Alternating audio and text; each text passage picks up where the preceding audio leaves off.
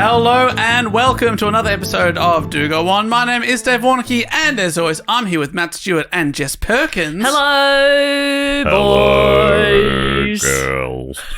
Hello, ladies. Oh. Yeah, pretty good. Do you think that could be my catchphrase? Yeah, can we get it again? Hello, ladies. How hot are women, and how good is it to be alive? Okay. That's great. You know what I haven't said for Packing a a while, bit in but there. has been true the entire time? I wish I was never born. Okay. You were just saying that off air as well. Someone... Have I said this on pod? But someone reminded me recently where that comes from. It was the guy who made the film in the Qantas hijacking, Yeah, or whatever it was, yeah. the bomb heist. Yep. So there's a bomb heist that was based on a movie, and when the film writer and director was asked, It inspired a few real life. how do you feel events. about the fact your movie's inspired? And he said, I wish I made a cowboy movie. In fact, I wish I was never born. Which is like the funniest overreaction. So funny. It's so unnecessary and it caught us by surprise. And I'd love to pay homage to that man. And I think it's good. I think it's good that we could relive it now. Yeah. Because, how else could we? It's not like it was caught on tape. And not like we could go back and listen or anything. I'd also like to say a big hello to anyone who's reading along with this podcast right now. Do you know that on Apple Podcasts and a few other places now, podcasts are automatically transcribed? I did not know that. Including on a website called podscripts.com. This has come to my attention. Episode 430 about the sinking of the Costa Concordia. I've just got a bit of the script here. I'd just like to read it to you. Do you remember this happening in the podcast? I remember the script that we wrote. Yeah, yeah. we're reading it now. We read all of our episodes off scripts. podscripts.com. Yeah, well, now Podscript. We are Podscripting Podscript. Even, and it's tricky. It's a bit like I've seen actors interviewed after appearing. It was Florence Pugh. I've seen her interviewed after rehearsing for Imagine Little your Women. surname being Pew. Pugh. Oh, Pew. That would have been tough at primary school. Yeah, but she's okay now. Florence ponged off. Oh, Pew. Oh, Pew. Oh, she smells like poo. Florence Poo. All sorts of stuff like that. Yeah, I don't know if they would have gone that clever. probably not. They're kids. Yeah, sorry, I'm writing the year 8 level But there. she's talking about like Greta Gerwig's writing style and being at that like characters would be speaking at the same time or coming in at precise spots and stuff. That is how our scripts are written out. So Yeah. when we're interrupting each other, that's scripted. That's good stuff. There's a lot of ellipses. Yes. That's the ... dots. Yeah. So this is how apparently we started that episode. Okay. My name is Dave Warnocky with a weird symbol in the middle of Warnocky. Sure. And there's a place on me with Matt Stewart. I'm Jess Perkins. Hello, Dave. Hello, Dave. That was a nice touch. A little pointed Jess. A little. No, I'm sorry. I'm sorry, Outcat. Hello, Dave. That was a nice touch. Little pointed Jess. A little. No, I'm sorry. Oh, that was a good app. That sounds right. God, AI's good. A little pointed Jess. A little point. Yes, a little pointed Jess. Great. It was scripting the things we were doing. Pointing. Gosh, it's good. So anyone reading along on podscripts.com, thanks for listening and reading along. Absolutely They won't accurately. understand any of those words you just said because it would have come out as, hey, Jess, blip, blip. I'm pointing at you, blip. Blip, Jess Perkins, hello. Hello, Jess Perkins. It's I. All right, how do we do this show, Jess? What do we do here? Look, if you're just joining us, welcome. And thanks for joining 440 episodes in. That is a bold choice. Very confident first-time listeners Very confident. did not get through this first bit. Yes. Yeah. You're absolutely right. Where we relived two other classic episodes. One with a joke and a second one with reading out a weird script. If this is the first episode, just remember that it's a bit trying out a new podcast is like watching a new sitcom. You got to give it 3 episodes, okay? You got to get to know the characters. And trust me, we grow on you. But what we do here is one of the 3 of us. And then you got to go check out Young Dave, the prequel series that we did. That's right. I'm saying we're as good as The Big Bang The Theory. Big Bang Theory. Agreed. And Dave is just as good as young Sheldon. He's as good as old Sheldon, I think. Oh, don't put that on him. Award-winning role. That's huge. That's huge. Yeah. huge. That's too much pressure for the little shoulders on the little man. So one of the 3 of us researches a topic usually suggested to us by our listeners. They go away, they look it up, they write a little story. They come back, they tell the others all about it, who sit quietly, never interrupting and never going on dog shit riffs. And it's Matt's turn to enlighten us with a tale. And Matt, we usually start with a question. That's right. It's weird that we've already brought up the topic. I'm going to talk about The Big Bang Theory. Okay. Wow. The TV show. The TV show. Thank God. 50% of our audience love The Big Bang Theory, so Wow. I don't want to let them know that I haven't really seen it and it doesn't seem like it's very good. Here's my question. Mm-hmm. What year is this? All right, I'll give you a few things that happened that year. Oh, okay. Good. Okay, I nearly 'cause- buzzed in with 2024. Me Thank too. God, oh my God, that would have been embarrassing. Um, Do we wait for all the clues or should we buzz in? I had, No, you can- I had a concern that he has finally lost it. what, you there, boy? What year is this? I don't know. And we're like, Yeah, oh, not even boy. what day is this. What year is What this? year is this? Okay, here we go. Okay. The Brownlow medalist was Len Thompson for Okay. Collingwood. Okay. Len. Your team, Popper. Yes, of course. and Jess, you know the history of your club. Of course. Do you need any more info? I'll let Dave have a go. Okay. So we'll And- keep going okay. until Dave can get it. Ansett Airlines Flight 232 from Adelaide to Alice Springs was hijacked. Oh, bloody hell. And that's not the report? That's interesting. Yeah, I know. When did Ansett close? 90s. Yeah. What's this? I'm going to say 74. Oh, you were really close. But you've gone over, and this is Price is Price right. Right rules. So Okay, Jess could 74. Jess could just lock in the year 1 and have Yes, she would be between correct. 1. Oh, yeah, I did it wrong. I did it wrong then. You said the same as him. I said 74. We're both locked out. All right, we're both back in. Did you say 74? Yep. Oh. Gough Whitlam became Prime Minister. Oh. I don't know. The Munich or Munchen 72. Olympics. Correct. Aha, sucked in, Well Dave. done. Well done. Sucked the fuck in, Dave. Was it Gough Whitlam that got you there? Yes. Yeah, you're a big Gough. Gough Love Whitlam got Gough. everyone there, if you know what I mean. But He was a hot Prime he Minister. was a Prime Minister. My final clue was going to be Whitlam was elected in the 1972 election. Okay. So this topic was suggested by Sandy Tyre from Wadawurrung Land in Ballarat, Kelly Clark from Perth in Wadjuk Country in Western Australia, and Matt Arnott from Ringwood in Melbourne. Okay, I'm going to guess it's an Australian story. Yes, it is. Oh. 1972. Was that the year the Eastland Shopping Centre was built in Ringwood? Yes, I'm going to talk about the pretty smooth construction of the Ringwood Shopping Centre. Cool, this should be done fairly quickly then. Yeah. Much like the construction on that flawless piece of architecture. Oh, fantastic. The way they laid that slab. Oh, my Beautiful. goodness. So smooth. Exactly. Not a single blemish in that slab. Gorgeous. It's disappointing that then you build on top of a slab because it was such a beautiful You never get to see the slab. Oh, my God. pristine. You could glide across that slab. So we're in 1972. It's the 6th of October. What was it like then, Matt? Oh, well, on this day it was rainy in the morning, quite wintry, even though it was middle of the springtime. Right. Was Goffy in yet? Pre or post Goffy, I think Goffy wasn't quite in yet. Okay. Wow. Building up for a Goffy. I actually don't know. I had a stab. It was a 50-50. Actually, less than 50-50 because October's beyond halfway through the year. Anyway, it's a wintry day. Rain has cleared. It's after 3 p.m. Sorry. I was still thinking it was about Eastland. I'm sorry. Yeah, 3 p.m. I've got to really stop thinking about the shopping centre. Yes, about after 3 p.m. About 3 p.m. We're not at Eastland. We're at the Faraday School, and it's nearly home time when teacher Mary Gibbs, 20 years old, is busy with a game of musical chairs with her 6 students. This is the entire school. It's a very small country school. How many students, sorry? 6. In the whole school. There's 10, Okay. but 4 of them are off sick. That's I think a lot. 40% of your kids are off Yeah. sick. 4 have already Must lost. be a bug going their- around. Well, yeah, if there's a bug going around, you're going to wipe out a bunch of the kids, aren't you? Oh, I mean, it's hard to get excited in a game of musical chairs with 6 it is a bit. at its peak. Yeah. Right. Yeah, I would have thought that. How many do you need, do you think? I reckon you need double figures for it to be exciting. Otherwise, it's over too soon. Well, you'd be furious with the sick kids, wouldn't you? Yeah. All right. Guys, so- we talked about this. Musical chairs Thursday.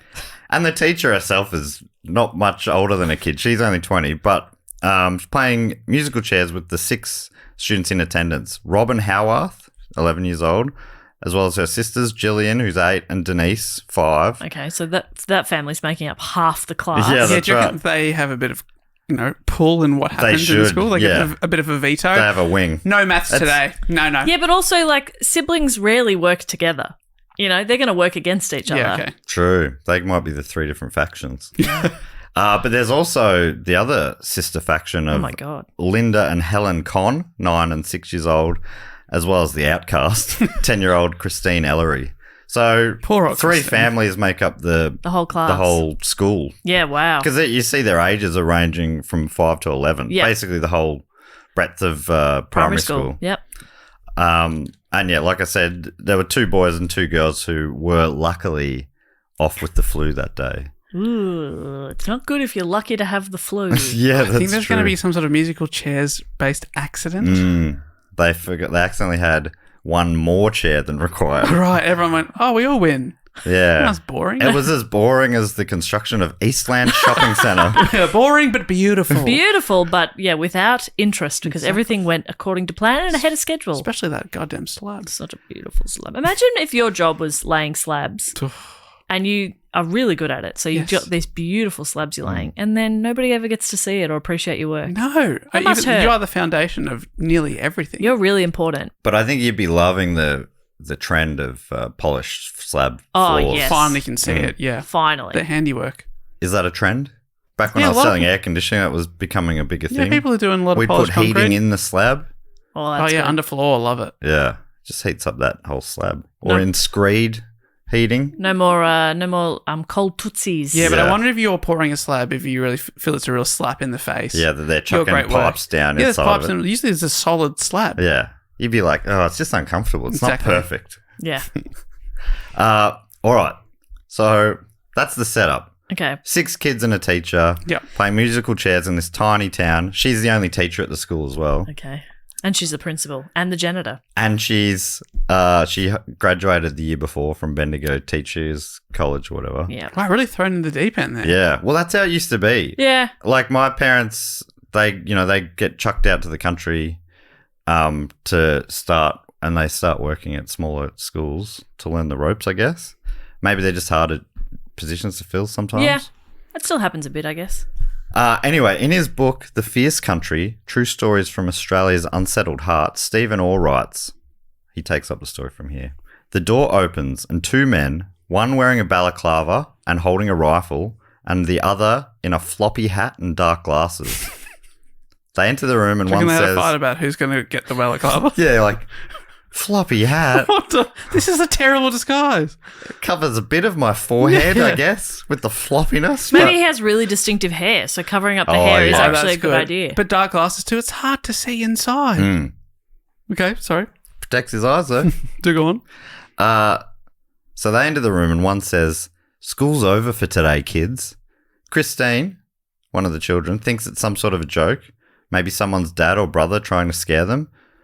But soon she realizes from the look on the teacher's face that this is the real thing. The 2 men usher them out of the schoolroom and into the back of a red van. Oh, gosh. The young ones are scared, but Mary and Christine, so Mary the teacher and Christine, one of the older students, do their best to comfort them. The kidnappers have left a note, which reads, ransom will be $1 million. 500,000 in $20 notes, 3 suitcases, and the other 500,000 $10 notes, 6 suitcases. All currency must have been in circulation at least 12 months. Pickup details. At 7:25 p.m., we will contact Lindsay Thompson, who was the state education minister at the time, at Russell Street Police Headquarters and make arrangements with him. We are not going to waste anyone's time by making idle threats, so we will cut it short by saying that any attempt to trace us and apprehend us will result in the annihilation of every hostage. Oh, that's a full-on choice of words. Yeah. Annihilate. What's when you're talking about kids? Yeah, exactly. We're going to annihilate. That sounds like something you do to a building that needs to be knocked down. Yeah. Beautiful concrete slab. Yeah. Get it back to where it belongs. It's a beautiful slab. I was going to say something. I was going to say something else, but I'll tell you later. Oh. It's a bit naughty. Okay. Sealed section. Yeah. Save it for the very end. Post credits. Yeah. I'll forget. When all the kids have gone to bed. I'll forget. Yes. Where did you say this tiny town? What was the name of it? Faraday? No, that's the name of the school. Is that the This town? is the name of the town. Faraday. I'll talk about where it is shortly. But have you heard of it? The story rings a bell vaguely, but I Yeah. don't know any of the details. Well, it is in Victoria. So Yeah, okay. I was going to say it's Country Vic. Yep. yeah. So yes, they've been kids have been taken and the teacher. That's scary stuff. $1 million. Notes been left. That's a lot of money then. Yeah, That's a lot. Yeah, of that's money. a lot of money now, but back then, that's huge money. Serious cash. But I guess that's what he's not. or the kidnappers aren't asking for the money from the school or the parents. They're asking for it from the government, Yep. who probably should have it. You'd hope. Should You'd have a hope cat. that they'd have a mill. Yeah. Probably just like just check your pockets and like empty your office drawers and let's all just do a bit of a collection. You'd have Everyone a million kick in. in like 10 minutes. Yeah. And then stop looking. Just leave the rest. I'm Yeah. sure there's heaps more. And there's someone at the back going, oh, no, I'm looking. Oh, you've already got it? You got it? Oh, okay. Well, I'm sure I would have found something. I would have, I'm Let sure. me know. I could have sworn there's something new. I just keep finding thumbtacks. Anyway, I'm off to get a new Switch. Yeah. Oh, okay. Yeah. Rub it in. I just gave my Switch money away. Yeah. And that was a lot in 1972. Really? The 72 Switch? They're all Yeah. saving up for Switches.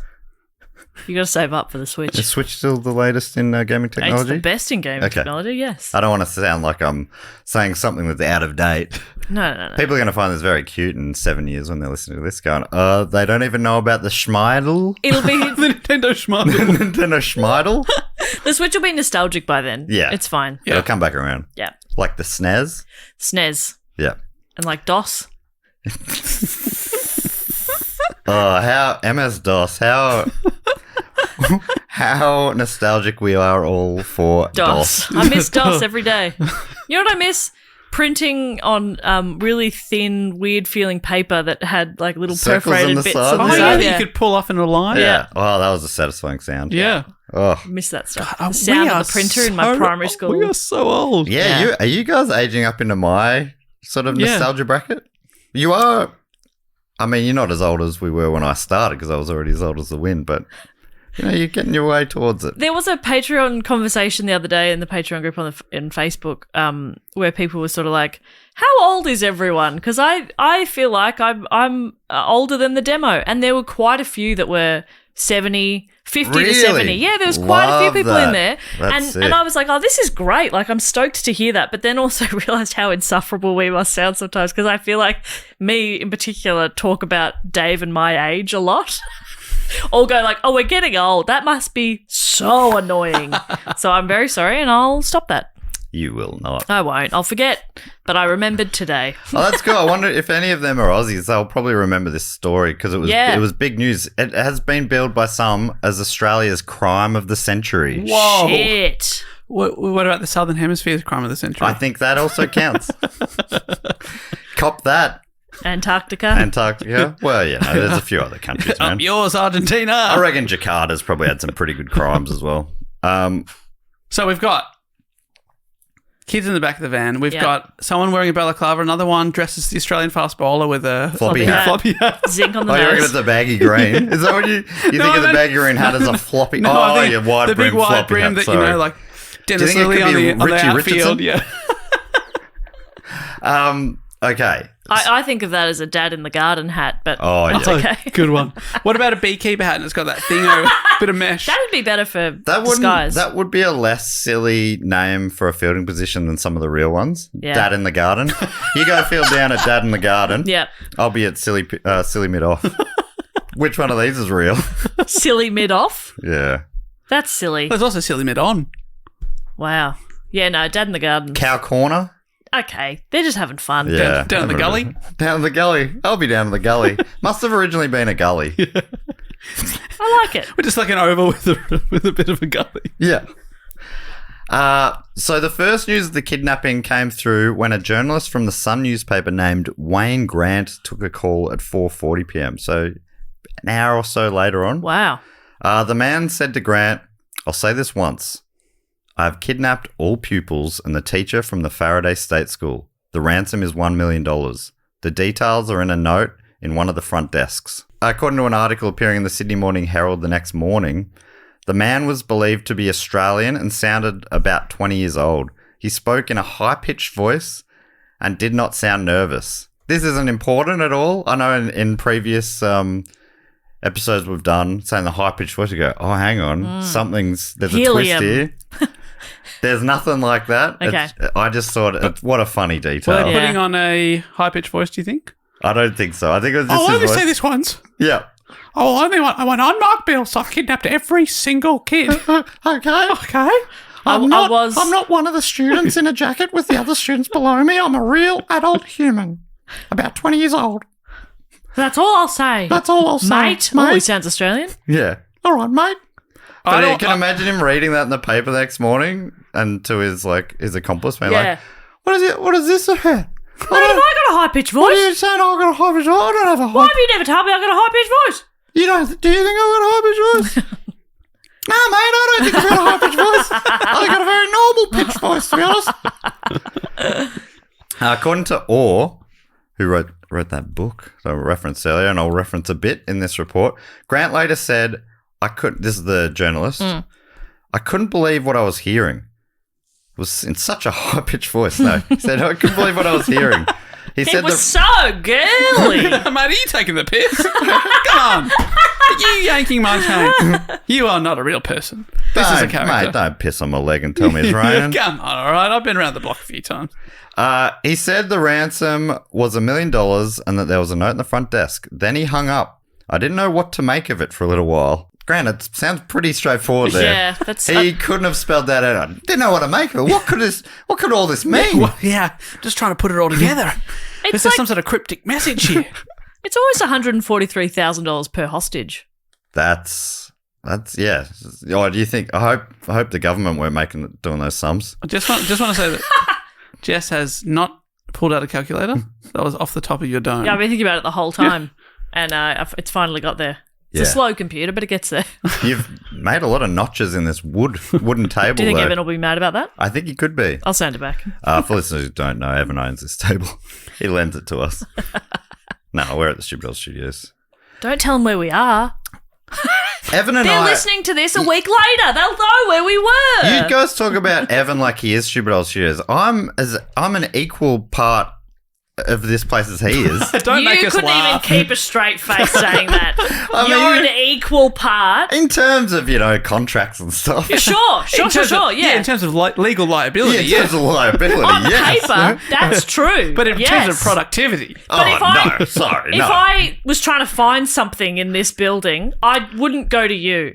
Be like, I'd- hey, Matt, do you oh, have I'd go to masking tape you. somewhere? Yeah, no, that's fair. And it's been less and less with every year. Yeah. I reckon there would have been a time you would have been able to come to me. I agree.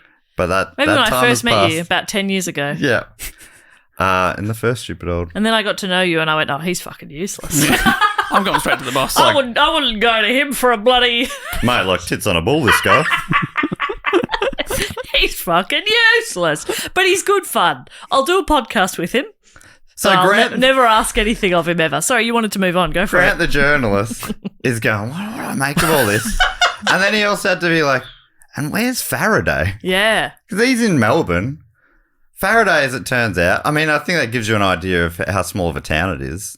Had you heard of it, Dave? No. And just vaguely remembers it, but probably from this story. Yeah, and I'm guessing it's out Ballarat way. West? Yeah, it's northwest. Yeah. So it's closer to more Bendigo than Ballarat. Yeah, okay, yep. It's about an hour and a half northwest of Melbourne today. Maybe when he looked it up, he would go, oh, maybe this is serious. Because if someone said to me, I've kidnapped an entire primary school, I'd say, well, there were 800 kids at my primary good school. luck. Good luck, Yeah, mate. What yeah. How have you done that? have you got a cruise like, ship? What are you doing? Teachers can't get them to bloody line up at the end of lunchtime, and you've managed to get them all in a bus, You've got them have all you? in the back of a red van? Okay, so we're looking for a fleet of buses. Okay, that'll be difficult to find. Yeah, so you look it up and go, okay, well, it only has 10 students. Yeah, that's right. And like that whole town, I think, had a population around 50 at the time. Now it's Whoa. about 194, the most recent Still census. small, yeah, wow. But it's more. It's. I don't even think there's like a town, like a city centre or Yeah. anything. There's not. It's homesteads on farms, kind of. Yeah. Quick history of the township, which of course will just be the white history. Yeah, of course, yep. I'm not going to go through the whole 60-odd thousand years, but it is on Dja Wurrung country, and that history goes back tens of thousands of years. Yeah. But let me take it at 1851. This is according to Unique Estates. That was when gold was found in the Mount Alexander area, which is nearby. And within a year, tens of thousands flocked to the region. The historic townships of Chewton... Historic. Remember, I'm talking about hundreds of years old. Yeah. Chewton and Castlemaine. Never Oh, heard- yep. I've heard of Castlemaine. I've never heard of Chewton. No. No, Chewton's fun. And they were created by the Mount Alexander Gold Rush. Faraday was settled as an agricultural area and quickly grew, supplying farm produce to the goldfields. Although Faraday was close to the goldfields, its granite soils were not gold-bearing, but it did have a good rainfall, and its position close to Mount Alexander was favoured by the settlers. So a few people sort of Stuck around. But like I say, it was Bit of farming. tens, not tens of thousands. Yeah. In the late 1860s, the Faraday Schoolhouse was built using locally quarried granite and with a shingle roof. It was completed in 1969. Nice. And the following year had 84 students enrolled. Wow. So it was kind of bustling at the time. But, I guess this says something about children of the 1860s. Yeah. But the average attendance was only in its 30s. So, As in percentage? 30-odd kids on average came each day out of 84. Kids of those days. What were they doing? Playing on their Switches, probably. Yeah. God, they just... Gen 1 Switches, probably. Far. Oh, yeah, good, yeah. Playing bloody Snake or something. Yeah. Definitely no LED on that one. No. It's a cute little townhouse, though, I got to tell you that. Townhouse is not what it is. It's a cute little house. Schoolhouse. Yeah, they're cute. Made from local granite. I've stayed in an Airbnb that's a converted schoolhouse. Yeah. And it's like, you can't, it's crazy. I haven't grown up in the city as we have, or, the suburbs and the size of schools and that pupil-wise and also just like building-wise and land-wise, and then being like, this is a cute little one-bedroom place. Becomes a one family's house. Yeah, that the whole, not even, it was like, it was a studio essentially. And you're like, this was the whole school. It's, it's interesting how I love those old buildings, churches as well, as they sort of fall out of favour a bit. Yep. They become more and more of them become houses, especially in smaller towns. Or cafes. Become restaurants, and you're like, okay. Well, as a Melburnian, coffee's my religion and cafes, that's my altar, okay? You'll find me kneeling down and supping on the cup. Please, may I have a soy flat white? That's where I go to worship, okay? Praise Bean. Praise Bean. Jesus, that's a bit blasphemous, but also beautiful. And you've got to remember 50% of our audience are Bean lovers, and the other half love Jesus. So that's going to make... Praise Bean is so funny. I want to put that on especially from a heathen child. Yeah, it's pretty fun. He didn't even grow up in the faith. I'd love a little print of that. I don't drink coffee either. I'm going to put that above.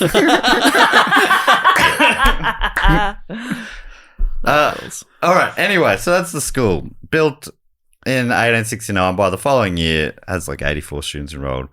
But we're jumping forward a century. It's already 100 years old, this school, at this point. Yeah, wow. That's a much more interesting game of musical chairs, can I say? Yeah. You get the piano out. 80 kids. It goes back not only 100 years, but to the Old West. Get the piano. How would they even have enough chairs? Well, they probably don't need to. They probably only have like 40 because most of the time... It's called musical chair back then. But it was made of gold. Oh. So called the Golden Throne. Musical throne. That's the dream. Golden Throne.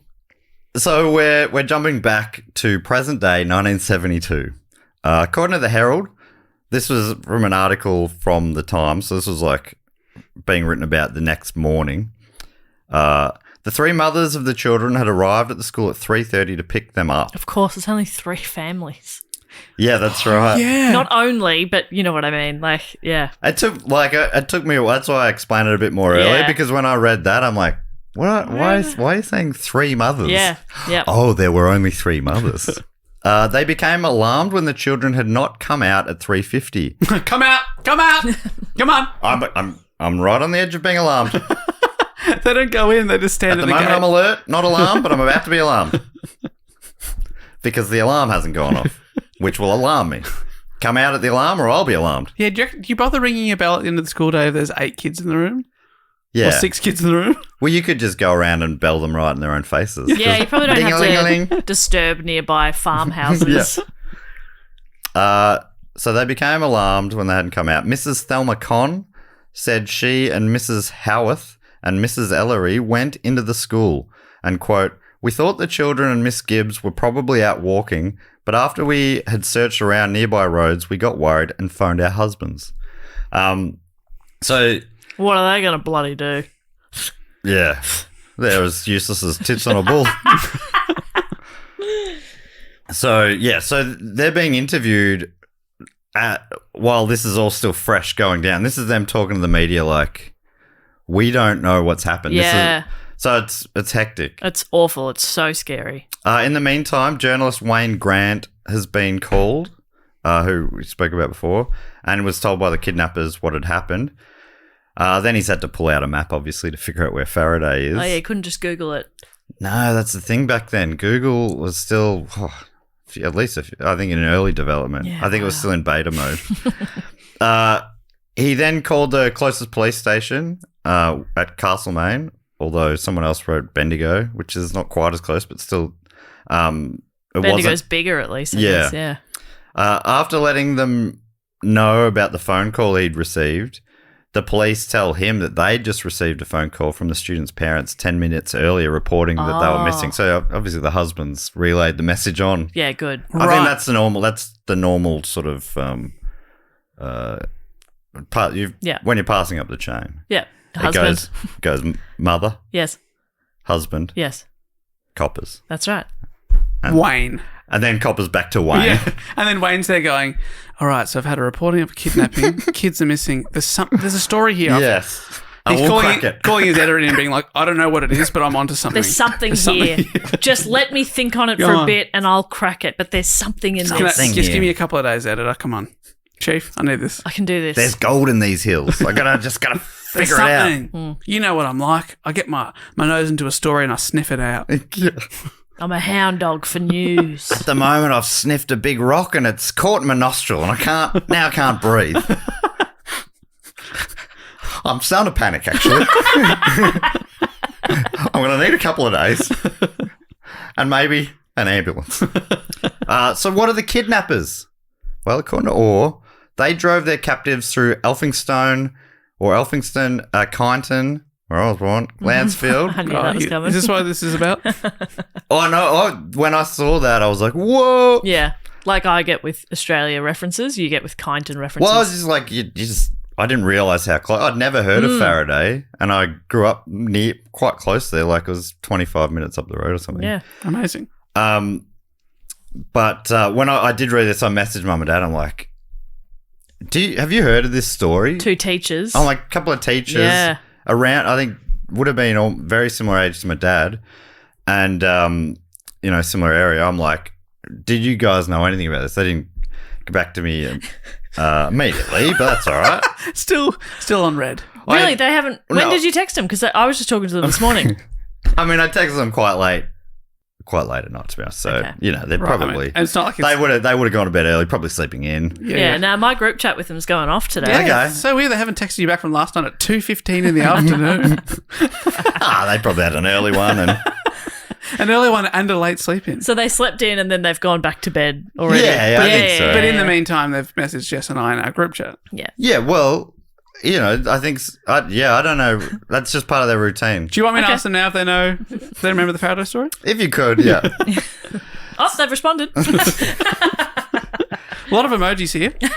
Very positive. But Very in brackets, positive. don't say anything to Matt. Yeah. Don't read this bit out. Oh God. They've driven through those towns and found a patch of bushland, isolated bush.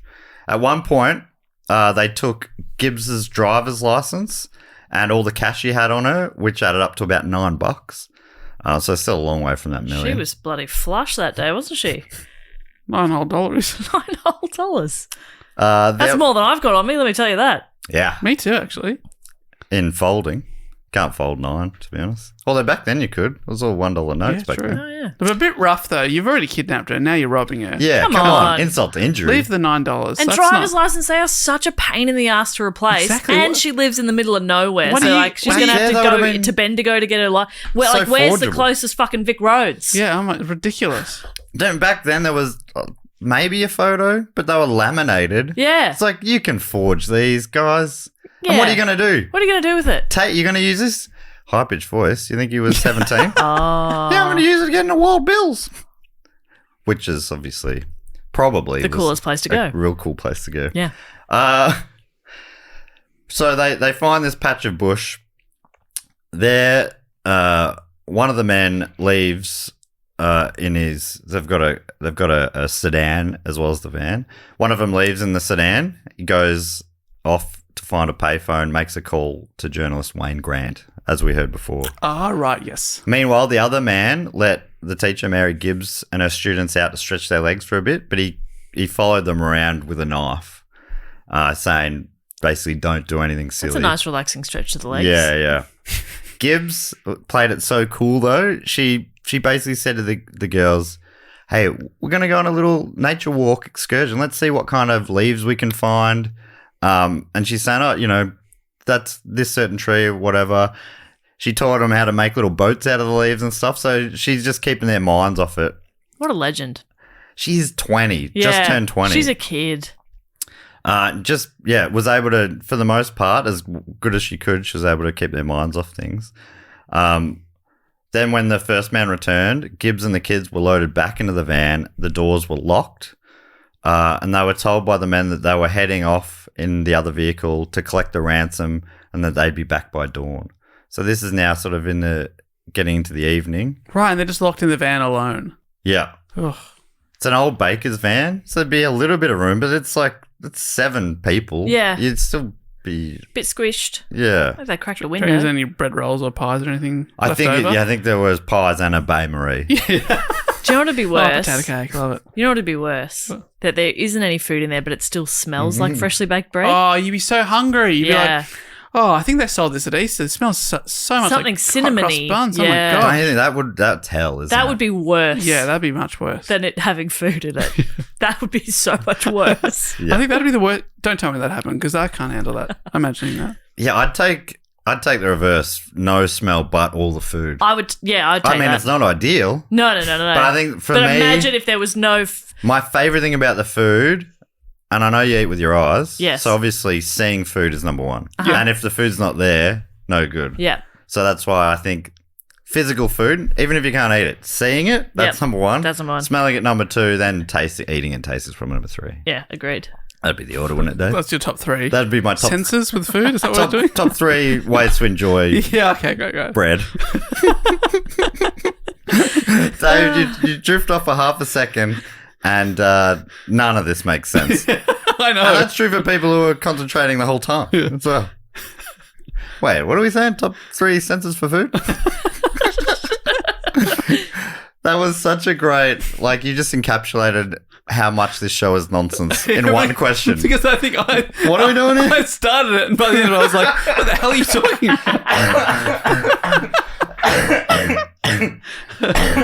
You have taken things too far, my friend. So they're locked in, told that, wait here, we'll be back by dawn. We're going to get the ransom money. If we get the ransom money, you'll be released. Then they drove off, leaving them all sitting there in the dark. We'll be back, though, to tell you a bit more about this after these quick messages. Unless you're on the Patreon with ad-free, then we'll just be straight back. Okay. So the State Education Minister for Victoria, Lindsay Thompson, who was mentioned by name in the ransom note, Oh, yes. was called in and was following the investigation at the police headquarters. Is male Lindsay, female Lindsay? Male Lindsay. There you go. Are they spelled differently? I don't think so. I think it's a very versatile name. It is. It's a great name. Don't hear it enough anymore. I know. I had a childhood family friend, Lindsay. You got Lindsay, the Dr. McDougal from Friends of Rom, course. Yep. guitarist, and Triple J. Triple J alum. An absolute icon. The Doctor. The Doctor. Anyway, that's just double checking. Had a feeling it would be a male because it was a Lindsay politician Fox. in the 70s. I'll even this up a bit. Lindsay Davenport. Oh, Grand yeah. Slam tennis There we champion. go. She was one of my favorites as a kid. Or as an adult or whatever. I was already an adult when she played tennis. You were a kid at heart. Kid at heart, that's right. Thank you. Kayfabe is tricky. You were a kid at heart. Oh, probably up until mid 90s, I'd say. Okay. Mid to late. Yeah, then you Late became... 90s. Well, what do you count as a kid? Remember in the 90s you became bitter and old very quickly. Yeah, very suddenly. Yeah. Well, it was actually in the 2000s, but it's all right.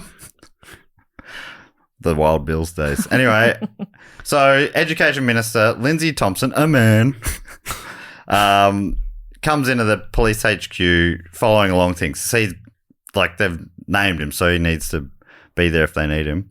Press conference was called, and the politician told the media his government was doing everything in their power to ensure the safe return of Gibbs and the kids, saying that the most important thing was, quote, the welfare of those missing. Gibbs and the Kids is a cool band name. Gibbs That and the is Kids. good. Gibbs and the Kids. It's the latest record from Gibbs and the Kids. Sort of like King Gizzard and the Lizard Wizard. It has that same sort of fun to say. Gibbs and the Kids. Yeah. Calling dibs on Gibbs and the Kids. Oh, that's good. Yeah, that's something like, Wow. what is their first name? It rhymes with Gibbs? Hibbs. Hibbs Gibbs and the calling dibs on the... No, you don't want to call... Hibbs, Dibs yeah, on the yeah. kids. That name, we all love that. We all know that name. Libby. Libby Gibbs. Libby Gibbs and the Kids. Libby Gibbs. And the Rock and Roll Kids. And the Rock and Roll Kids. Yeah, I think that now we've got it. Jeez, we got to it quick though. Too quick? That's the thing. We got to it really quick. Yeah. What are we doing here? David? That's your new thing. Is it going, wait, what are we doing What's here? happening now? We're naming a band that doesn't exist? Is that what we're Is doing? that what we're doing? Is that what this is?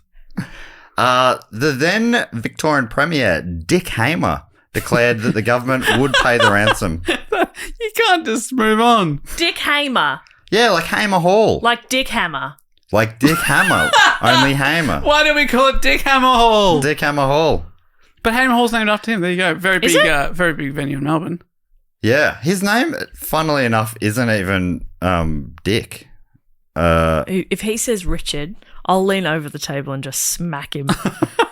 It's crazy. His name's Crazy. actually Richard Hamer. I don't know where it came from. No, his real name is Rupert Hamer. Huh. So I don't know how they got to Dick. He really downgraded His to middle Dick. name was James as well. So Okay, none of as every man's middle name is. Yes. Every man. Every man I've ever met. Both of you, Brendan Fraser, Andy Matthews. And now Dick Hamer. Evan Munro Smith. One of his is James. Is that so? Pretty sure. Everyone is James. Every boy is James. Every girl is Anne or Louise. Jimmy James Eaton. Jimmy James Eaton. So yeah, Dick Hamer comes in. I could have called him Rupert, but when his nickname's Hamer. Dick Hamer. Yeah. Yeah. He says the government would pay the ransom. According to the Sydney Morning Herald article from the following day, the Victorian Premier, Mr. Hamer, said the government and the police were, quote, sparing no efforts to find the children. He was prepared to go to the scene if there was any point, he said, but he declined to reveal what arrangements had been made to have the ransom available. I'll go to the scene I'll go out there myself. There's not many times if there's that, any point. that a politician says, if there's any point, I'll do Yeah. it. I mean, if it's pointless, I wouldn't I'll bother. get into my personal car and Yeah. I'll drive out there. Don't you worry about that. But it was funny. I was in one of my frequent chats with mum and dad. Not as frequent I as said, last dad night. was like he was a pretty good premier. You don't hear that much of people talking about, Oh, Dick Hamer. but yeah. And he sounded like he was like, it was through gritted teeth. He's like, he was actually a pretty good premier. Yeah. Your So dad, he was a Victorian premier? Yeah. your dad doesn't like giving out compliments to premiers, so No, that's that's right, high that's right. praise. Exactly. He's okay. Oh, He said he's a bit of a visionary, actually. Wow. Imagine if we had a some sort of space named after Dan Andrews. Andrews Hall or something. Andrews Hall, yeah. That could be good. His little vanity project was the train station. That was him, wasn't it? Or was that before him? I don't know. It the old metro tunnel. feels like it's been going for 4 million Changing years. Spencer Street Station to Southern Cross. Was that him? Oh, was that old? That's got to be That's old. Feels older like than a that. while, yeah. That was while I was in high school. But he Right. probably claimed it. Yeah. So Thomas is at the Russell Street Police Headquarters at 7 p.m. because the note said the call would come in for him there at 7:25. Oh, okay. So was he's he like, early. He's like, Yeah. I'll answer Love the that. phone if there's any point. Yeah. I mean, he's like, I'll take calls in the meanwhile. If you want. Yeah. Go for police. He's just on reception. Hello, police. And you're the Minister for Education. Yeah, how can I help? How can I help? Ain't got any questions Somebody's about? been stabbed. Oh. In a school? No. Well, I probably Okay. can't help. Sorry, that's not really my portfolio. Yeah. that's my jurisdiction. Sorry, I've got another call coming Yeah, in, so you should- bye. So this was, if it's anything about detention Yeah. or, yard duty, I can help you out. Yeah. I know where the band-aids are kept. 7:25 came and went without any call. Uh-oh. According to the Herald, Premier Hamer also went to the Russell Street headquarters at about 8 p.m. Still no call. He was there for about half an hour.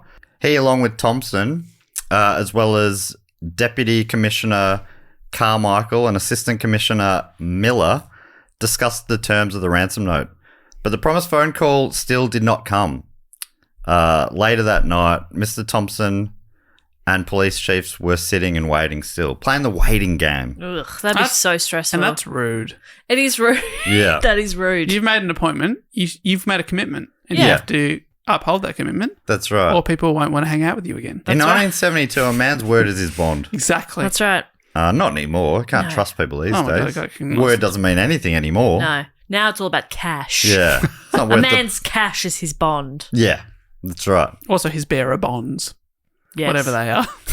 I'm not sure. I'm not sure. I've never heard of them. I've heard of Barry Bonds.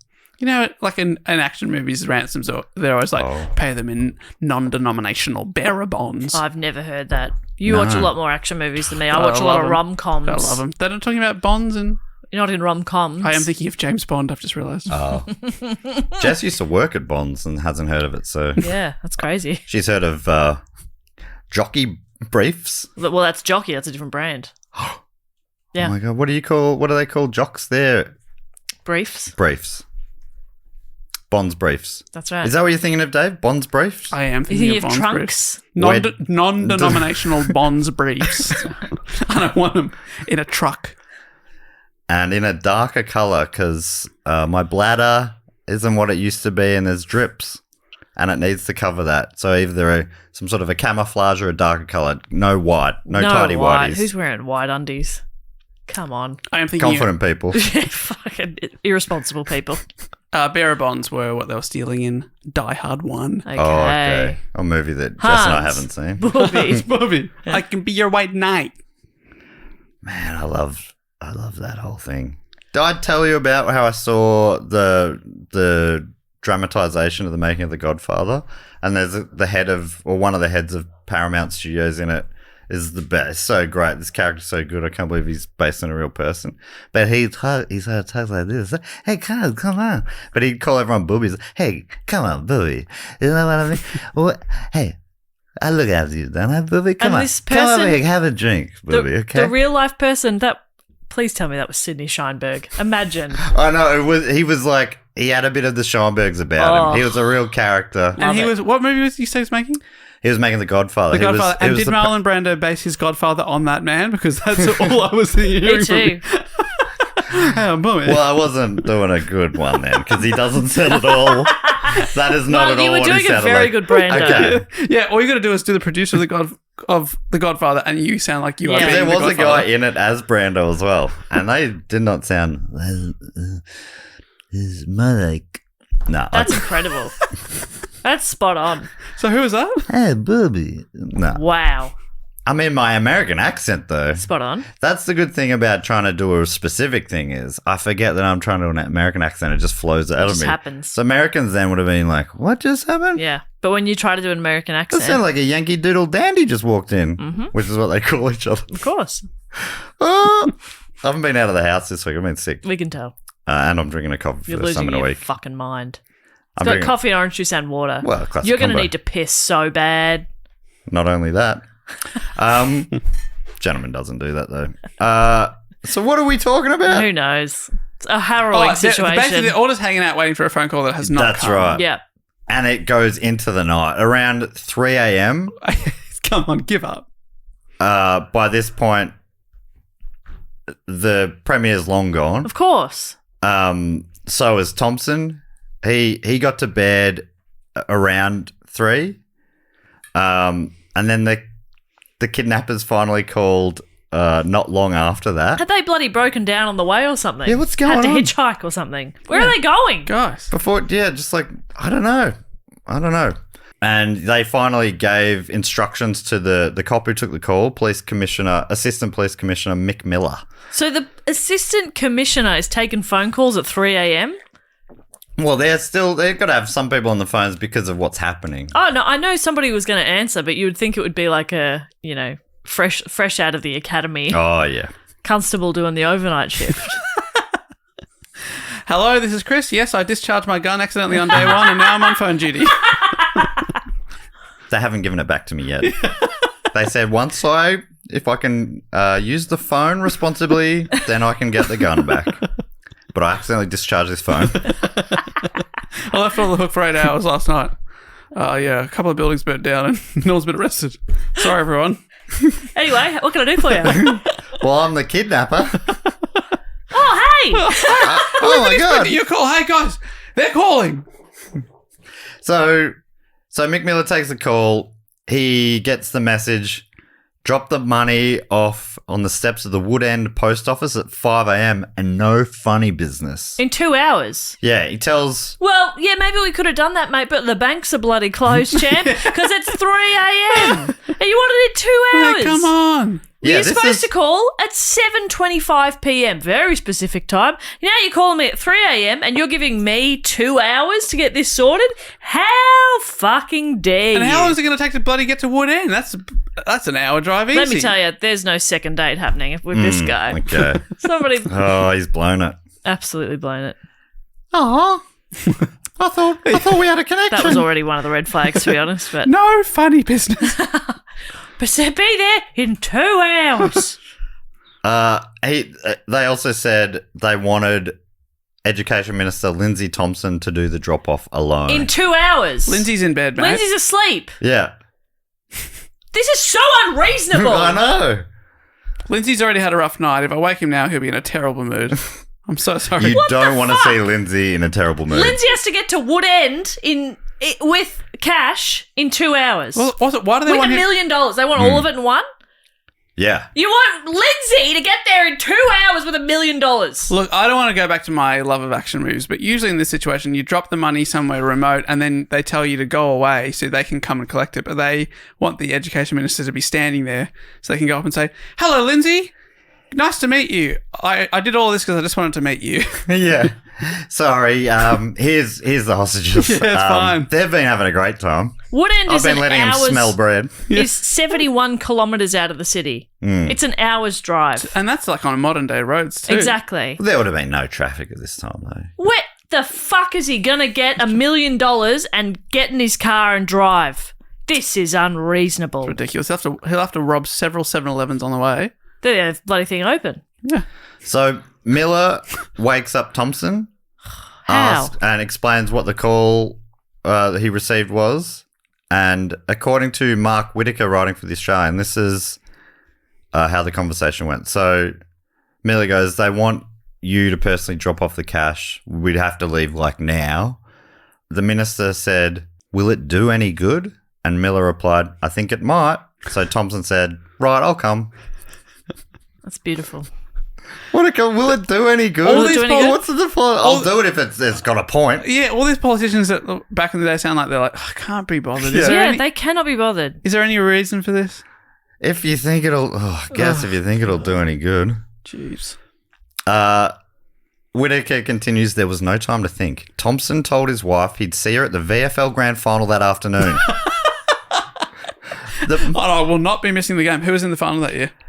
Blues and the Tigers, and he was a Tigers supporter. Later was the number one ticket holder for the Tigers. Later. Good Yeah. news for him. He survives beyond this day. And did the Tigers win that day? I'll tell you later. Oh, okay, great. That's actual sizzle. The police car was out the front in minutes from his place to pick him up. And then soon they were speeding up the Calder Highway with a suitcase full of what might have been money. It's never been specified if it was actually cash or it was, just a fake. Whoa. But it had something for a drop. Wow. Yeah. And it all, like you say, how do you get that $1 million bucks? So If he's you being wonder. driven by cops, he's not alone, is he? No. Well, according to Orr, Assistant Commissioner Bill Crowley was posing as his ministerial chauffeur. Crowley had a Derringer pistol hidden, while Mick Miller was under a blanket in the back of the car with a high-powered rifle. He didn't have to be under the blanket the whole drive. He could have just It was sat, chilly. He could have sat in the front for 95%, and then when they're 10 minutes out of town, he puts the blanket on. What if they've got a few... He's in the boot the whole way. People are scouting out the whole of the Calder. You can never be too careful. But anyway, so he's in the back under a blanket, probably just before they get there.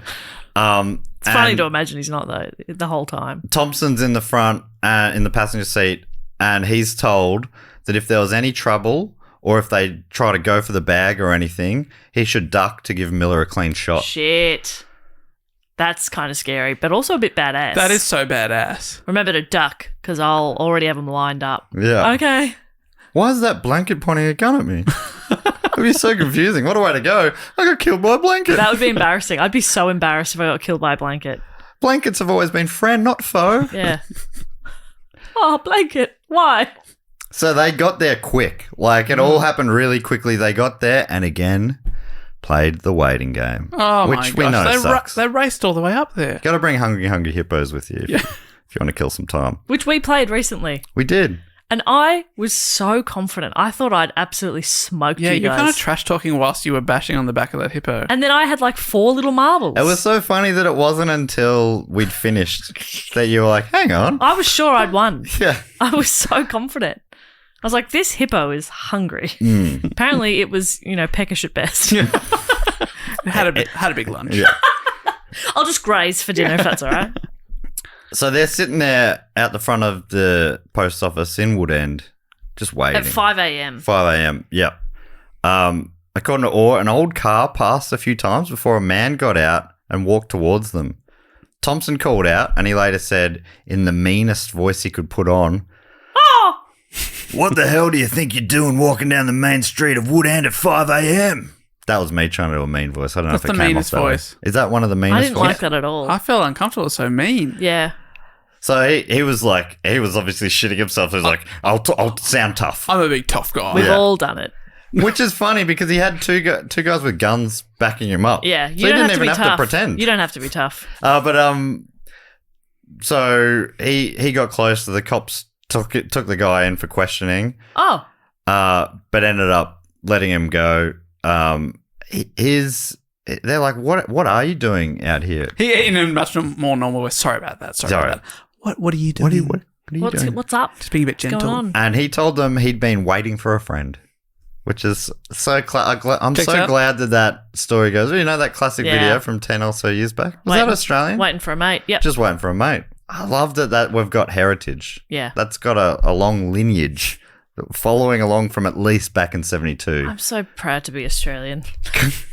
Cops have been given the great lie. Yeah. Just waiting for Just a waiting mate. for a mate. At 5 a.m. What's a 5 normal a.m. thing to do at You're 5 a.m.? driving up and back. It's pretty sus. We're waiting here for some criminals. Nah, that's not me. Just waiting for a mate. I'd say I was buying drugs. Good one. Oh, yeah. Good one. That'll Over the shut him up. counter. But I didn't buy anything, so they can't get me for anything. What, is it illegal to intend to buy drugs? Yeah, what are you going to... You're going to be the mine police? Yeah. Victoria. I can do anything up Nanny here. state, yeah. I can do anything. Look Right at me now, go. I'm tickling your toes. In my mind. Yeah. Can't get me for that. Can't can get you? over that because it's up here. Yeah.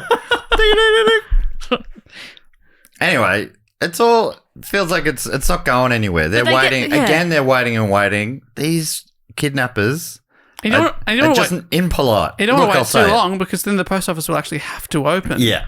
There'll be people everywhere. Yeah. Everywhere. Because the post office would be the busiest thing in town. Yeah, Woodend, it's going to go off. Yeah. People lining up from 6 a.m. to be first. Yeah, that's right. First one to get a stamp. That's right. I need a stamp urgently. I've got my tongue ready to lick it. Hello.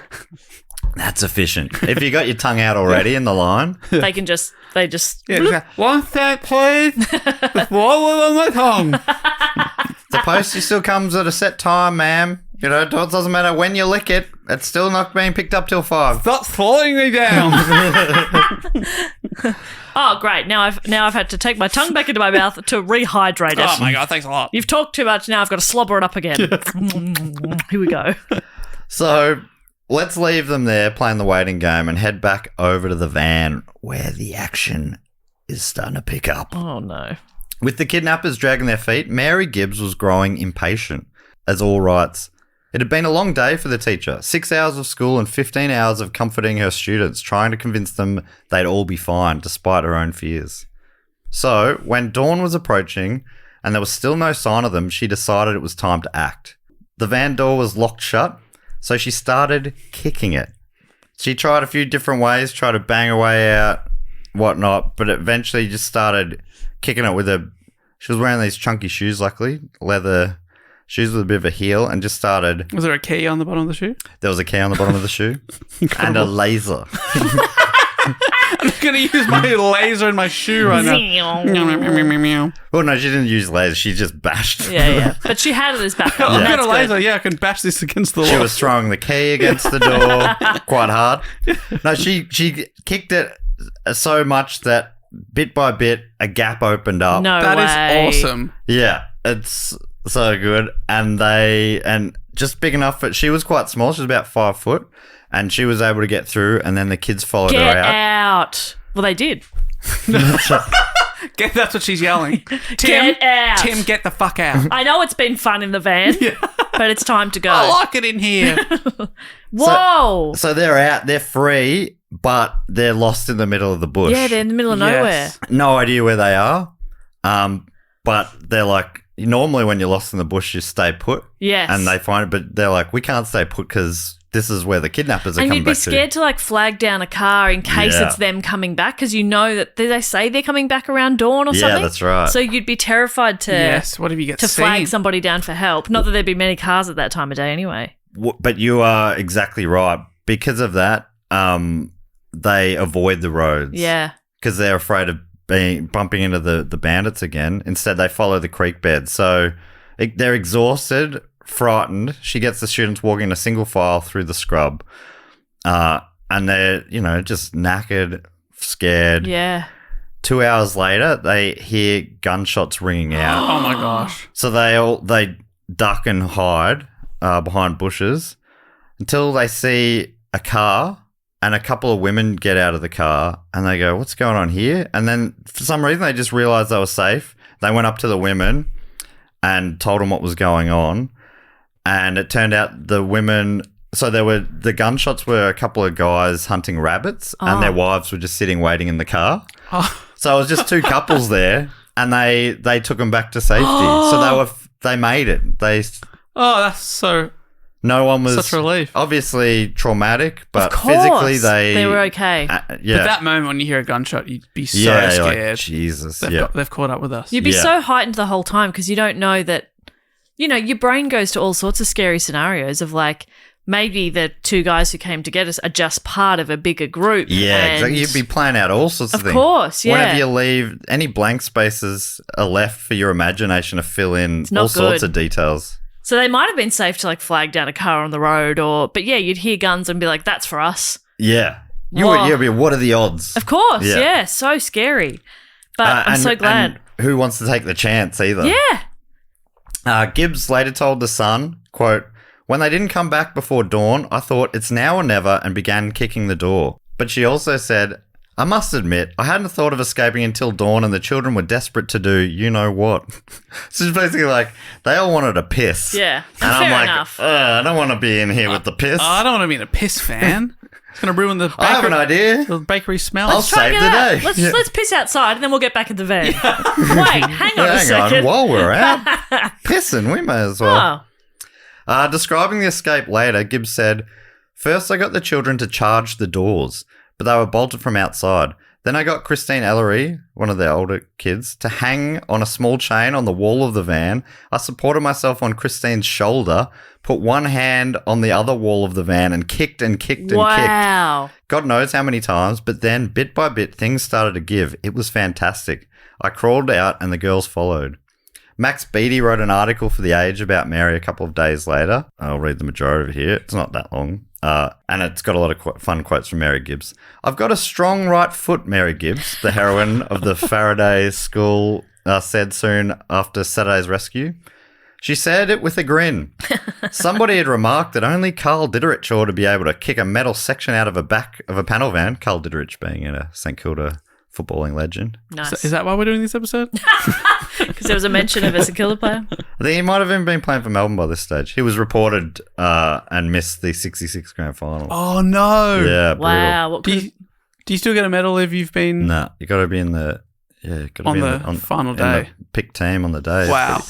Which I like the idea of anyone who plays that year getting a medal Yeah, you've You contributed. can't make the grand. Exactly. You can't win it without making it there. Other sports do that, like Super Bowl and stuff. I think everyone on the list gets a Doesn't medal. everyone in the stadium get one? I think everyone in the stadium gets a ring. You get a ring. They love. Well, they've all paid tens of thousands of dollars to be there. That's You why should get a they're ring. expensive. You should get a ring, and they're like gold encrusted and stuff, but it's still not worth it.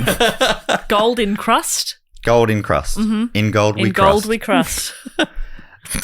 That's one of my bakery name ideas. I like it. Do you think? I like it. Yeah. That's fun. In gold we crust. It sounds classy, but also makes me hungry. Yeah. Yeah, perfect. And it makes rare. you think as well. You're like, what? Yeah, does what's that happening? mean? But I also kind of think, like, I'd shop there because I'm like, they seem quirky. Yeah. And I like that. Yeah. Quirky bread. I like is that in fun the bread. business. Oh, that's a good brand name too. Quirky bread? Quirky bread. No, I wouldn't shop there. No. Trying too hard to be quirky. Yeah. Oh, You- okay.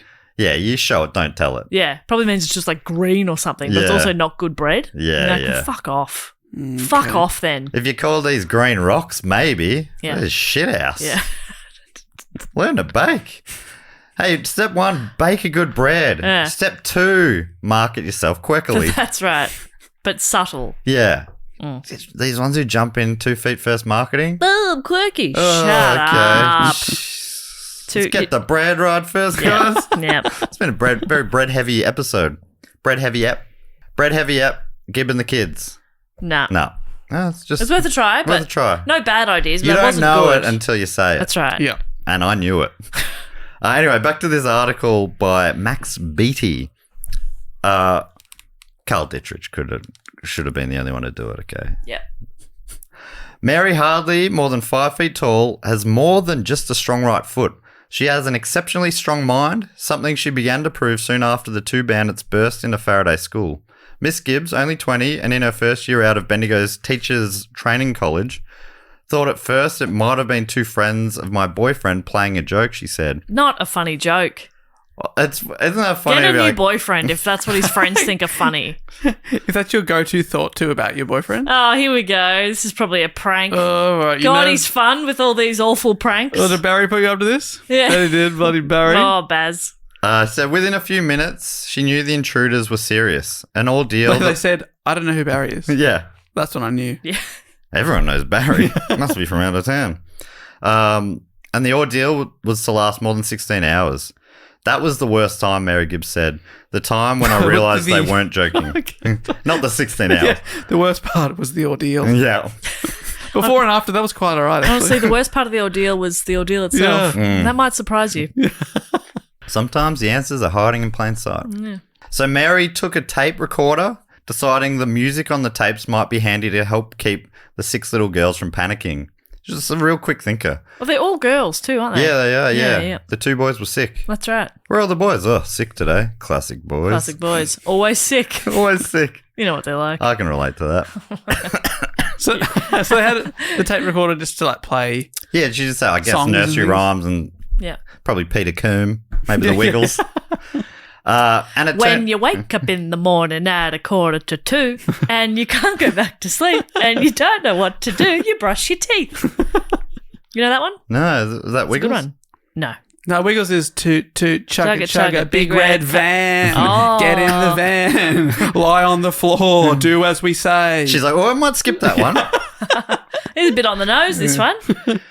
But yeah, so it turned out the way, and the article continues. They spent part of the time singing in the back of the kidnappers' panel van. That's so cute, She's isn't it? so sweet. Late in the day, Mary Gibbs showed her cool again. The gunmen allowed their 7 hostages out of the van to stretch their legs, and this is when she said, we're going to have a nature walk.